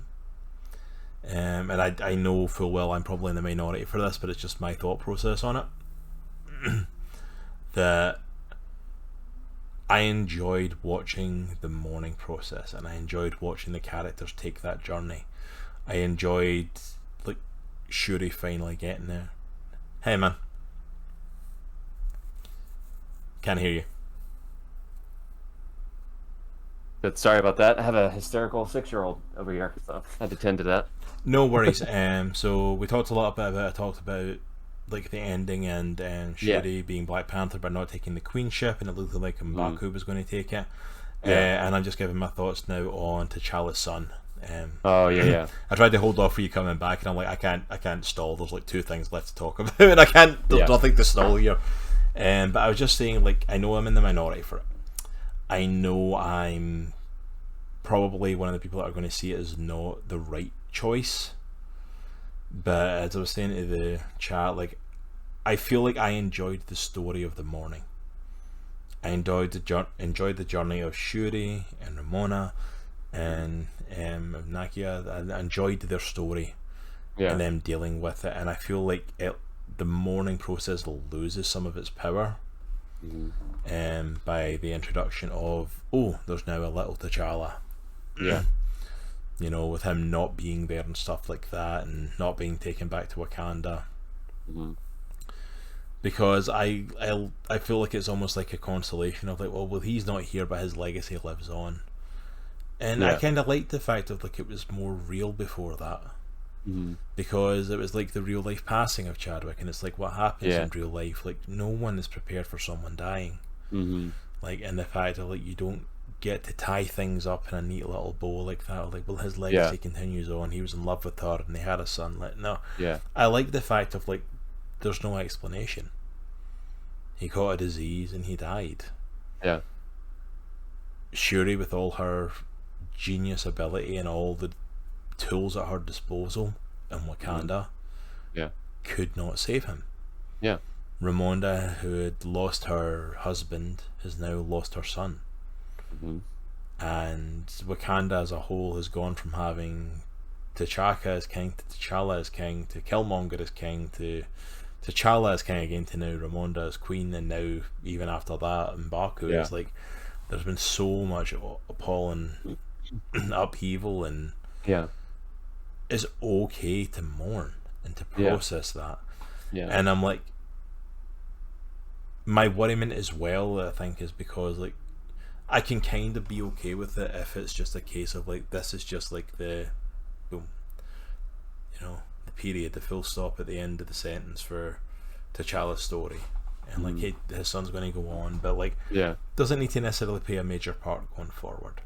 My worriment is that he will, that they're going to find a way to bring it in, to incorporate it, that he's going to end up joining Young Avengers and all this stuff. And see, I realize I might need that. I might be in a minority regarding that mid-credit scene, but I get why they did it. I don't think it was needed. I think it took away from some of the emotional punch of what they were trying to do in honoring Chadwick. And I might be wrong with that. That's the way, that's kind of how it left out, the taste that it left in my mouth. That's what I was saying. It felt like that for me too. I mean, I get why they did it. Because it's a really cool piece of like backer fill-in story that he and Nakia, they got married and they had a kid. I mean, that's really cool. But I think that's what they would eventually have gotten to if he'd still been around. I think just showing that as a mid-credit scene after everything that had happened in the movie, I just don't think it was needed. After all the celebration towards T'Challa in the movie, to have done that, I felt like it muted it a little bit, and it wasn't as powerful. And then also as well, doing it right after Shuri has literally just burnt the funeral garbs and has just started mourning. And like started that process. I felt like that was really affected for me in that. Because it was like, you're just finally starting to mourn the fact that your brother's gone and coming to accept the fact that you weren't able to save him. But look, here's a mini T'Challa who you can throw all that love into then, and it's not really like he's gone, because look, his son's here, and it's like, something that Marvel has done well in the past, but I feel like sometimes gets missed out because, like we talk about, they go to the comedy and all that stuff, especially in Phase 4. It's okay to mourn. Mm-hmm. It's okay to be sad. Sadness is not a bad emotion. Yeah. It's how you process what happens to you. Mm-hmm. And I feel like it was a really powerful processing. Mm-hmm. And I feel like that honestly took a little bit away from it for me. Yeah. The fact of, like, if it had been part of the movie that he had a son, or like if Nakia had never came back to Wakanda because she's staying there with her son and stuff, and it'd been known, it's like fair enough. Like, and also as well, the fact that like Shuri's finding out at this moment, it's like, well, screw Shuri apparently, because T'Challa knew he had a son before he died, and apparently her mom Ramonda knew. Just her had been left out the picture, that she's got a kid that's a nephew to her, and it's like, okay, so screw you guys. Yellowroth in chat said, I really wonder what the movie was supposed to be prior to Chadwick's passing. Based off what I've read, I think what's his face? Ryan Coogler asked for Namor when they were filming the first Black Panther. So like he basically called dibs on Namor, like right up front. Said so Namor was always going to be a part of it, and I can easily see a lot of the same plot points in this movie if Chadwick Boseman were still to be alive today, being just applied to him. You know, because obviously Killmonger still burnt all of the heart-shaped herb, right? So they'd still have to go through the process of like synthesizing a new see, that's the thing. I feel like that was something that had to be put in here. Yeah, to bring a new Black Panther, because I feel I feel like they did that feeling like, oh well, T'Challa's going to be around, so we don't really need it right now. And then he passed away. It's like, oh crap, we need to find a way to bring the hair back. Yeah. Well, and even Queen Ramonda, they could have done that as well. With just have Chadwick be the recipient of seeing that, and him facing off on Namor. So I think it probably would have been a similar movie, but obviously the emotional beats would have been a lot different. But yeah, because I think I'd read it was meant to be dealing with the fallout of the blip in Wakanda, like, because obviously like a lot of them had been blipped away, including T'Challa. He had been blipped, so like, what would Wakanda look like? Because who would have been ruling it? Because Wakanda would have been kingless for 5 years. So who stepped up and took the throne? And it's like, that obviously we didn't really focus on that, because we were focusing on the celebration of T'Challa and Chadwick Boseman's life and the new stuff. So it'd have been interesting to see what they did before. I feel like it probably would have been a stronger movie before. Agreed. But that's part and parcel of course correcting, you know, and kind of like what I was talking about, something that you don't expect to deal with, that you just have to deal with. Like, that's life. Yeah. I think I agree, Della. I think Namor. Oh my gosh, I said it. Namor was always going to kill Queen Ramonda. I think that was probably always part of the plot. Yeah. Because I think that was probably. I know you weren't a huge fan of how it went down, but I think that was a needed emotional, because Queen Ramonda was the emotional throughput or the through line of the movie. I think because her loss of her family, and then her family's loss of her only remaining member of her family's loss of her. So, yeah. But yeah, it would have been something to see, you know, what would have happened had Chadwick Boseman not passed. I definitely think it would have probably been a better movie. Yeah, I think it would have been, but I think they did well considering the course correction. I mean, it's definitely one of my top movies for Phase 4. They definitely did an amazing job with how they responded to stuff and handled it. Was their stuff perfect? No, but I think they did a good job with it. And and I think it's ended Phase 4 on a high note. I mean, like, compared to what we've been getting. Talking about that, like, I can't imagine what happened after Chadwick passed. Like, what they had to do to make this film come to light. Like, they had to completely change it, probably, or not completely. Again, some of the throughput lines are probably the same, but like, you know. Yeah, but how you get from A to B is like, you had to change so much in that, because you have to address so much stuff and add in so many other things. It's like, yeah, I mean, hats off for them for what they were able to pull off given the circumstances. No, absolutely. I think it was. Well, I know you wouldn't call it a high note, Delaroth, but considering what some of the other movies were for us, like, I think it's a high note for us. Considering the only phase without an Avengers movie. That's hilarious. Yeah, but that's the interesting thing as well, is like, people talk about that, like how long, like, you know, how much stuff we got in Phase 4, and it's like, well, think about it, Phase 4's done more stuff than most of the other phases have done combined. And they all had an Avengers movie as kind of like a capping point of like, here's the end of this. Mm-hmm. And this is the first like phase where we've not had that. Yeah. And it's the only phase where we're not going to have that, because even in the Phase 5 we're going to have, or well, the end of Phase 6 is a 2-phase build-up, but we're going to get 2 Avengers movies to end it. Yeah. And, you know, Kang Dynasty and Secret Wars, and it's like, so it's like, it's really weird, like it feels like this phase has essentially happened. So going into Phase 5, like what is your prevailing thought process going into Phase 5? I hope they don't bugger it up. more than they did with Phase 4. Well, yeah, that's it. Like, here's your chance, fresh start, Phase 5. Let's not do what we did. Honestly, I'm not hopeful at the moment. It's like I literally coming out of Phase 4. I don't know if it can only go up from here, Delaroth. I don't know if that's actually true. I can only go up from here. I pray that that's the case, but I don't honestly know. Like I said to you, there was a guy I watched on YouTube who was talking about Phase 4, and it's like, Marvel's gotten to this place now where it feels like they are taking their fans for granted.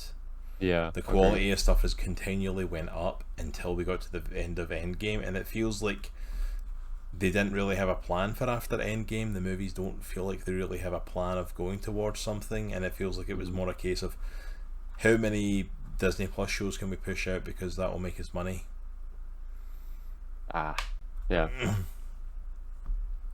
You know, it's like it feels like that became a very big pushing point of like the Disney Plus stuff, and you know, even some of those, it's like, well, these shows technically, some of these could have really been movies or even just like presentations, like one-offs. Yeah. You could easily have done that. But it feels like going into Phase 5, we're just pushing ahead now. We've got how many movies and how many TV shows lined up for next year alone, let alone Phase 5. Yeah. There are some things that I'm really, really excited about in the next couple phases. But there are some things that I'm like, dude, I don't really care. Most of the Disney Plus stuff, I could care less about, to be frank. I'm not really pumped for Ant-Man. I don't know what they're going to do. I'm worried because I've been a fan of the Ant-Man movies, and I'm not totally hyped for this one. Yeah. I mean, Fantastic Four, I'm so excited for personally. And, you know, the Deadpool coming in with Ryan Reynolds and all the stuff that apparently he's going to be doing with that film sounds like it's going to be just balls to the wall type stuff. Yeah. Oh, yeah, I forgot about the Guardians Christmas special. That actually does look really cool. Try to again pull up Phase 5 and everything that's in it. Phase 5 starts with Guardians of the Galaxy, Quantumania, which is a much stronger swing than Black Widow and Eternals. I would agree. Yeah. I'm interested to see how they do Kang. But like you said, going into Phase 5, I am not hopeful. I am not hopeful at all. So I think anything that they do and a step in the right direction will surprise me. Yeah. So here's the stuff coming for Phase 5. I think this is a list for our films that we've got coming out during Phase 5 are going to be Ant-Man and the Wasp: Quantumania, Guardians of the Galaxy Volume 3, The Marvels, Captain America New World Order, Thunderbolts, and if it's still happening, Blade. Which we'll see if that still happens. Disney Plus television series, we've got second season of What If, Secret Invasion, Echo, second season of Loki, Ironheart, Agatha Coven of Chaos, Daredevil Born Again.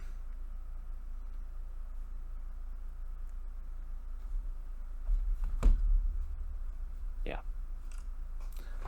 Like I'm psyched for Daredevil. Other than that. I'm looking at them and I'm like, I think that's the thing, is like Phase 4 has done something that I never thought would happen. Is I am not excited for the upcoming Marvel projects. I'm not hyped for them, and I'm worried now that like coming into Phase 2, especially like after Phase 1, and when we got built up to Avengers, it felt like everything in Phase 2 and Phase 3 were must see. Bangers. Even if I wasn't a fan of the overall brand for that one, it was must see because it ties into everything. Even if it was a case of like, oh, I don't know if this one's going to be as good, or why is it fit in this order, like it didn't matter, it was must see. Yeah. And I think Phase 4 has now created this thing of it's not must see. Like even with this phase, like we talked about, there's no Avengers movie, there's no big build up it's leading to, so it's like, so does it really matter if I miss this show? Does it really matter if I don't watch this movie? It almost feels like Phase 4 is being helmed by someone that's not Kevin Feige. It's like a completely different person stepped in after Endgame. After Spider-Man, the movie that came out after Endgame, I forgot what it was. Homecoming? Was it Homecoming? Far From Home. Far From Home. Somebody stepped in after that and took over and said, "No, we got it, Kevin. You can just sit the next couple plays out," and that was Phase 4. See, the honest truth is though that might be happening a little bit, because the thing that we've talked about with Phase 4, we talked about it at the end of the Thor review as well, and I still stand by it, is like, there is no way that Kevin Feige is in control of everything anymore. There are too many projects that he's either super focused on certain things and other projects are having to go to other people, or he's overseeing everything and is just spreading himself too thin. It's like like I said to you, like how many movies came out in the previous phases. Like Phase 1 was 6 movies, Phase 2 and 3 with like, starting to go to double figures. Like there was like nearly double figures movies and shows. There was like 7 movies and there's been like 8 TV shows. Yeah, something like that. For Phase 4. That means there's like 15 projects in this phase alone. Yeah. And most of those some of those projects are like 6 to 8 hours long. There is no way he can keep control of all of that as much. But that's the Disney machine. Marvel is one of their big money makers, so we're going to keep pumping them out. We're going to keep pumping it out, because if we pump out weekly shows spread out across like every couple of months for Marvel, people are going to have to keep buying Disney Plus, because they're going to have to keep up to date with it. If we keep pumping out the movies the same way that we were on top of that, people will still keep going to the movies the way they were and going to see them. They'll see 2 or 3 Marvel movies in theaters. And they're going to keep doing that while also paying for Disney Plus and seeing the Marvel shows. Do you think Phase 4 suffered because of COVID? Oh, absolutely. Absolutely. I think it did a little bit, in all honesty. Not as much as I think we would hope it had. I think the biggest thing is that it was like a year gap where we had nothing. Right? Nothing Marvel. And I think it knocked the wind out of the hype behind Marvel coming off of Endgame and Spider-Man. And I think a lot of I feel like the wind was knocked out of the MCU then. And then you picked it up with Black Widow, which did not help with that. See, that's the thing though, is like I almost use that in the opposite direction of you. Like, it knocked the wind out of it, and it's like, yeah, maybe for the casual going viewer, but for people like us who were hardcore fans, people us who are comic book fans who were desperate, I'm like, you literally had a fan base that were hungry for anything Marvel related. Do you remember the hype at the start of 2021 when WandaVision dropped? Yeah, dude. Because it was the first new Marvel project in over a year. Yeah. And we were hungry for it, and that's the thing. It kicked off well, in my opinion. WandaVision. That's right. It did kick off with WandaVision. That's right. To kick off well. Black Widow, we weren't high hopes for, because we hadn't had high hopes for that. But that's the thing. Like, a lot of the earlier stuff, I feel like some of the earlier stuff was better. Like, even Falcon and Winter Soldier, it's like I wouldn't say it's amazing, but I still enjoyed the show. Loki was arguably one of the best shows that Disney Plus has put out. You had stuff like Spider-Man No Way Home, and stuff coming out like in the early stages. That was all last year.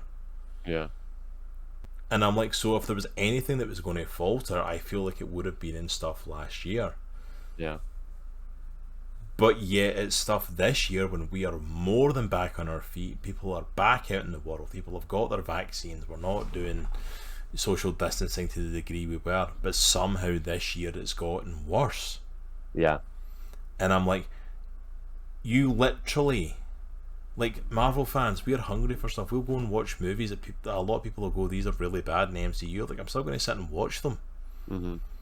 You have to go out of your way to make me not be desperate. Like, I've been watching Marvel stuff obsessively since 2008. A year gap doesn't change that for me. You have to go out of your way to make me not be excited and not think, oh, I have to go see this. Yeah. They've had to go out of their way to do that. And I don't think I'm the only one that feels like that. I think there's a lot of people that were desperate for the best of Marvel, were desperate to get more after Endgame and Far From Home, and like, okay, let's keep going with this. I want to see where we go from here. Yeah. And it's almost like we got through 2021 and people started going, crap, we should be going somewhere. Yeah. And it's the first time Marvel has ever been like that, even in Phase 1. Even when they were throwing stuff to the wall and they had to rewrite it, you know what I mean? Like, you go into the freaking treasury room in Thor in the first phase, the freaking Infinity Gauntlet sitting there and stuff, and they had to rewrite around that because they changed stuff, because they didn't think this was going to work. They were like, if we make this to the Avengers, this is going to be a miracle. There's no way this is working. But it was all building from 2008 with Iron Man. It was all building to Avengers. And then it was all building to Thanos, and it was all building to the Infinity Gauntlet, and it was all building to the snap, and all building to undoing that. It was constantly building. The problem they've got now is, and I hate the whole thing of people saying like, oh well, you have to take it back to Phase 1. Phase 1 was going somewhere. The problem with Phase 4 is they are not going anywhere. It's aimless. Apart from a couple of references to the multiverse, which, do you want to know how directionless they are? In a movie that is as interconnected as the Marvel movies are, we have had, what, 3-4 projects that talk about the multiverse that do not connect in any way. Val has literally been the only ongoing thing connecting, building the Thunderbolts. You have Doctor Strange appearing in Spider-Man, where villains and other Spider-Men come through from literally other dimensions in the multiverse. And in no way does that tie to Multiverse of Madness. Which blows my mind. That right there, like, you literally have Strange in there to set this up, and it does not connect. That right there is the biggest sign for me that you do not have a direction. Loki is major villain, is freaking Jonathan Majors, the tank himself, who is coming back as Kang the Conqueror. I do not have faith that they will interconnect what happens in Ant-Man to what happened in Loki, even though Loki laid it all out that there was thousands of versions of him, and some of them are conquerors, and they will come.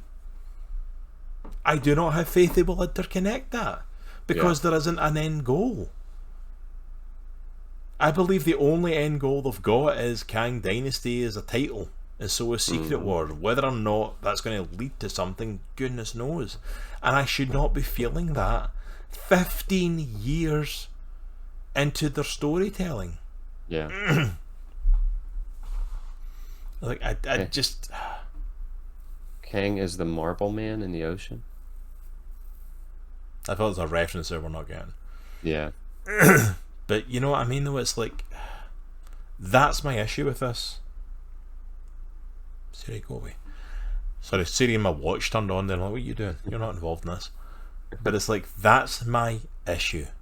Is I feel like we got through Phase 4. The Eternals. He's marbled the Celestial. Got it. But like we're literally through phase 4, and my issue is like, if I get to Endgame and Far From Home, what do I miss by jumping straight to phase 5? Or watching maybe a couple of things that might tie in. Yeah. Which right now we don't know. The stuff that's mentioned in the multiverse so far, there's no guarantee they do tie in. Mm-hmm. Right now, the way it's setting up, like, I could literally skip over 15 Marvel projects and not lose anything.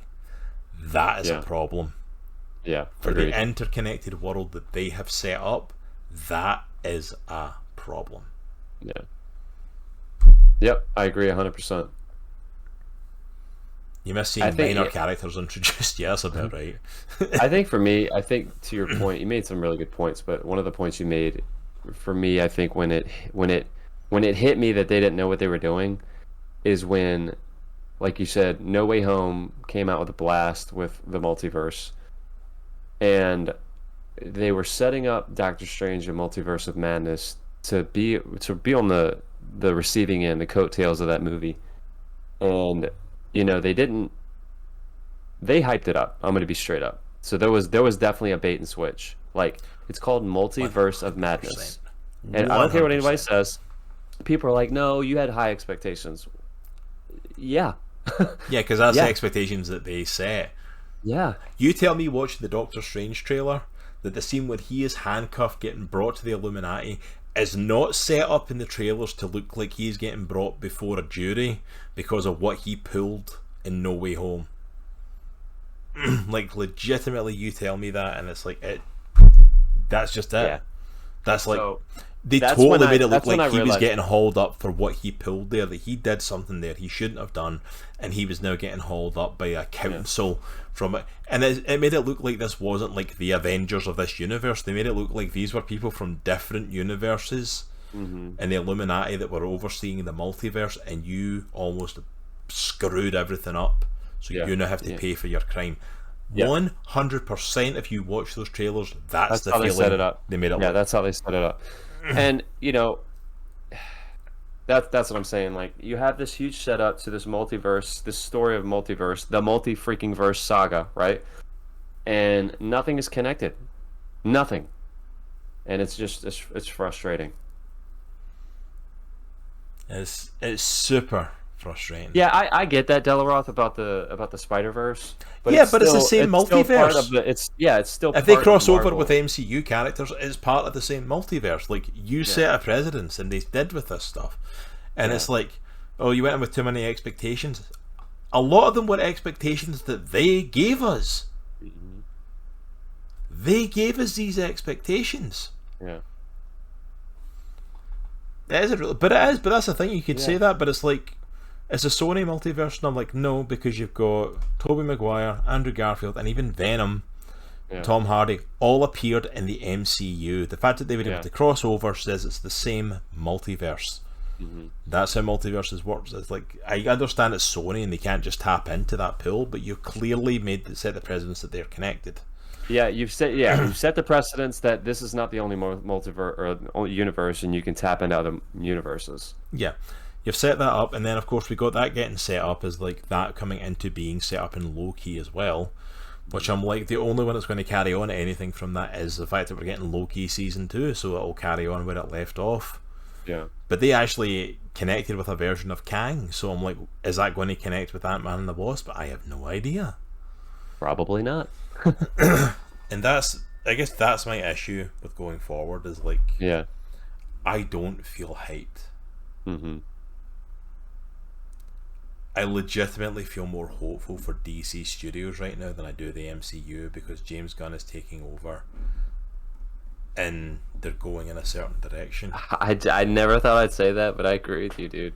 I'm more excited for where DC is heading than I am Marvel right now. James Gunn literally put out a thing where he's asking the fans, hey, what movies do you want to see in DC Studios? Yeah.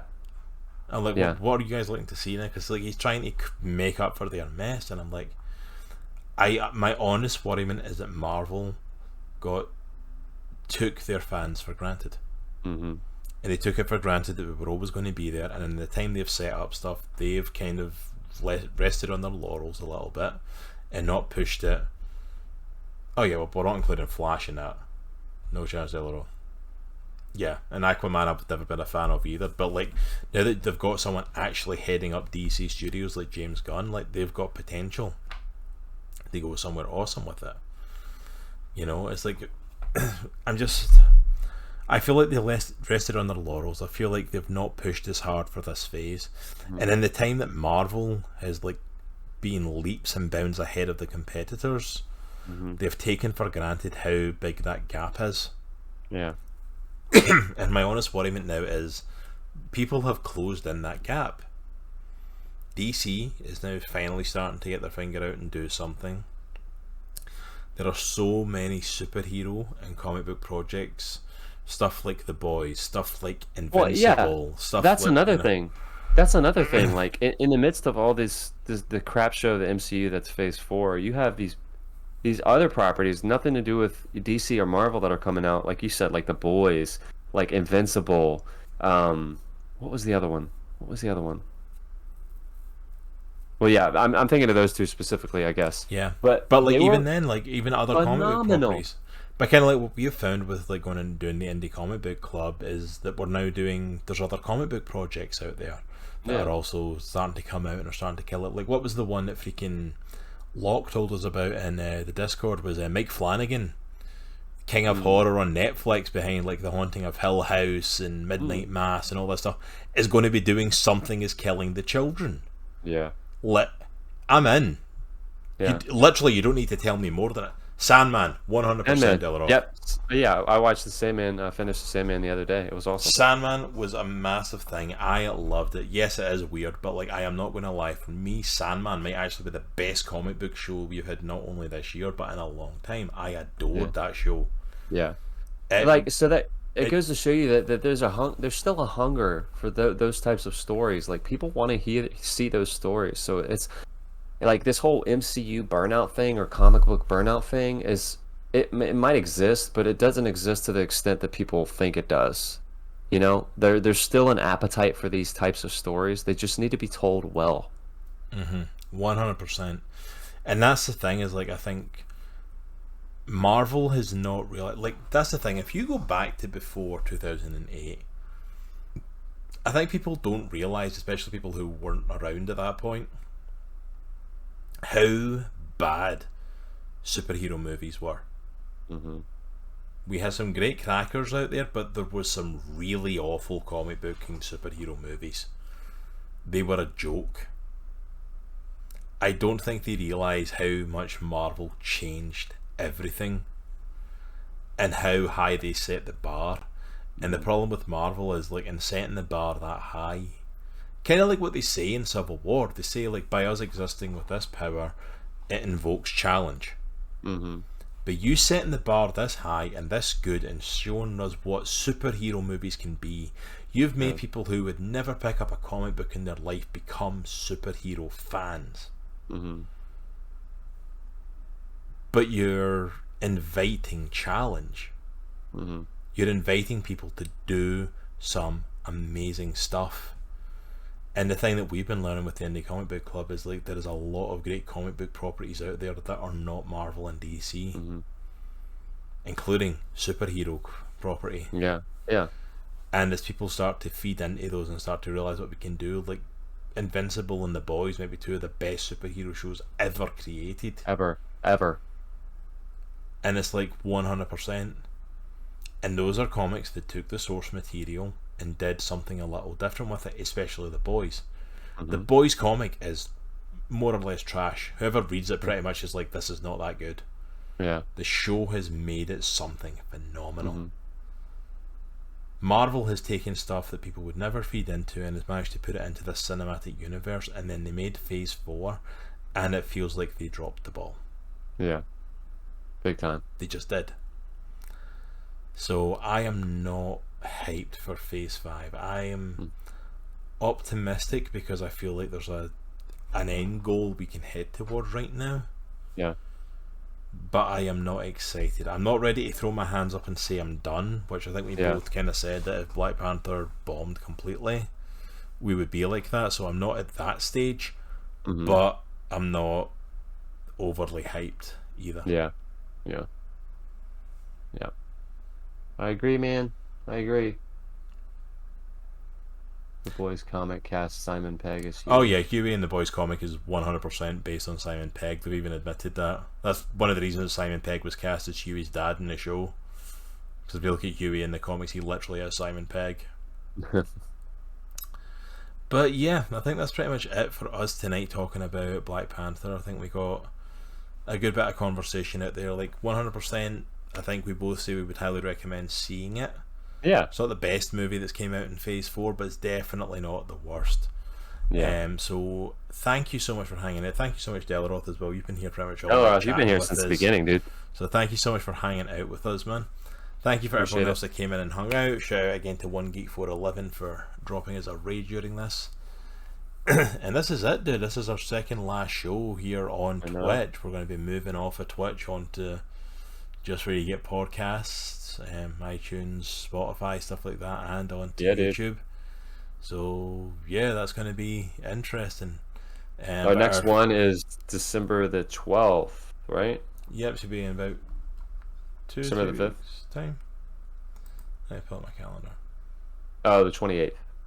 But November 28th, I believe. What we're going to do is a wrap up for that. Yeah, we're going to be doing Ronin, right? And we're going to be talking about The Last Ronin, TMNT The Last Ronin for our Indie Comic Book Club to wrap out the year. So please 100% come and join us for that. We will be back next Monday with more Keep on the Borderlands as we play more D&D. We've got a couple of sessions left of that. That, of course, will be wrapping up by the end of the year as we kick off a brand new D&D campaign. Chronicles of Andresia, No More Humans starts in the new year. Later this week, we also have Jay will be back on Thursday, and I believe she's going to be kicking off Disney's Dreamlight Valley, the new Disney game. It's kind of like the Star Valley, the kind of like building a little Disney town. So she's going to be doing that on Wednesday night. I will be back on Friday night, playing more Witcher 3, getting back into that. I had fun a couple of weeks ago when I started that, so I'm excited to get back into it.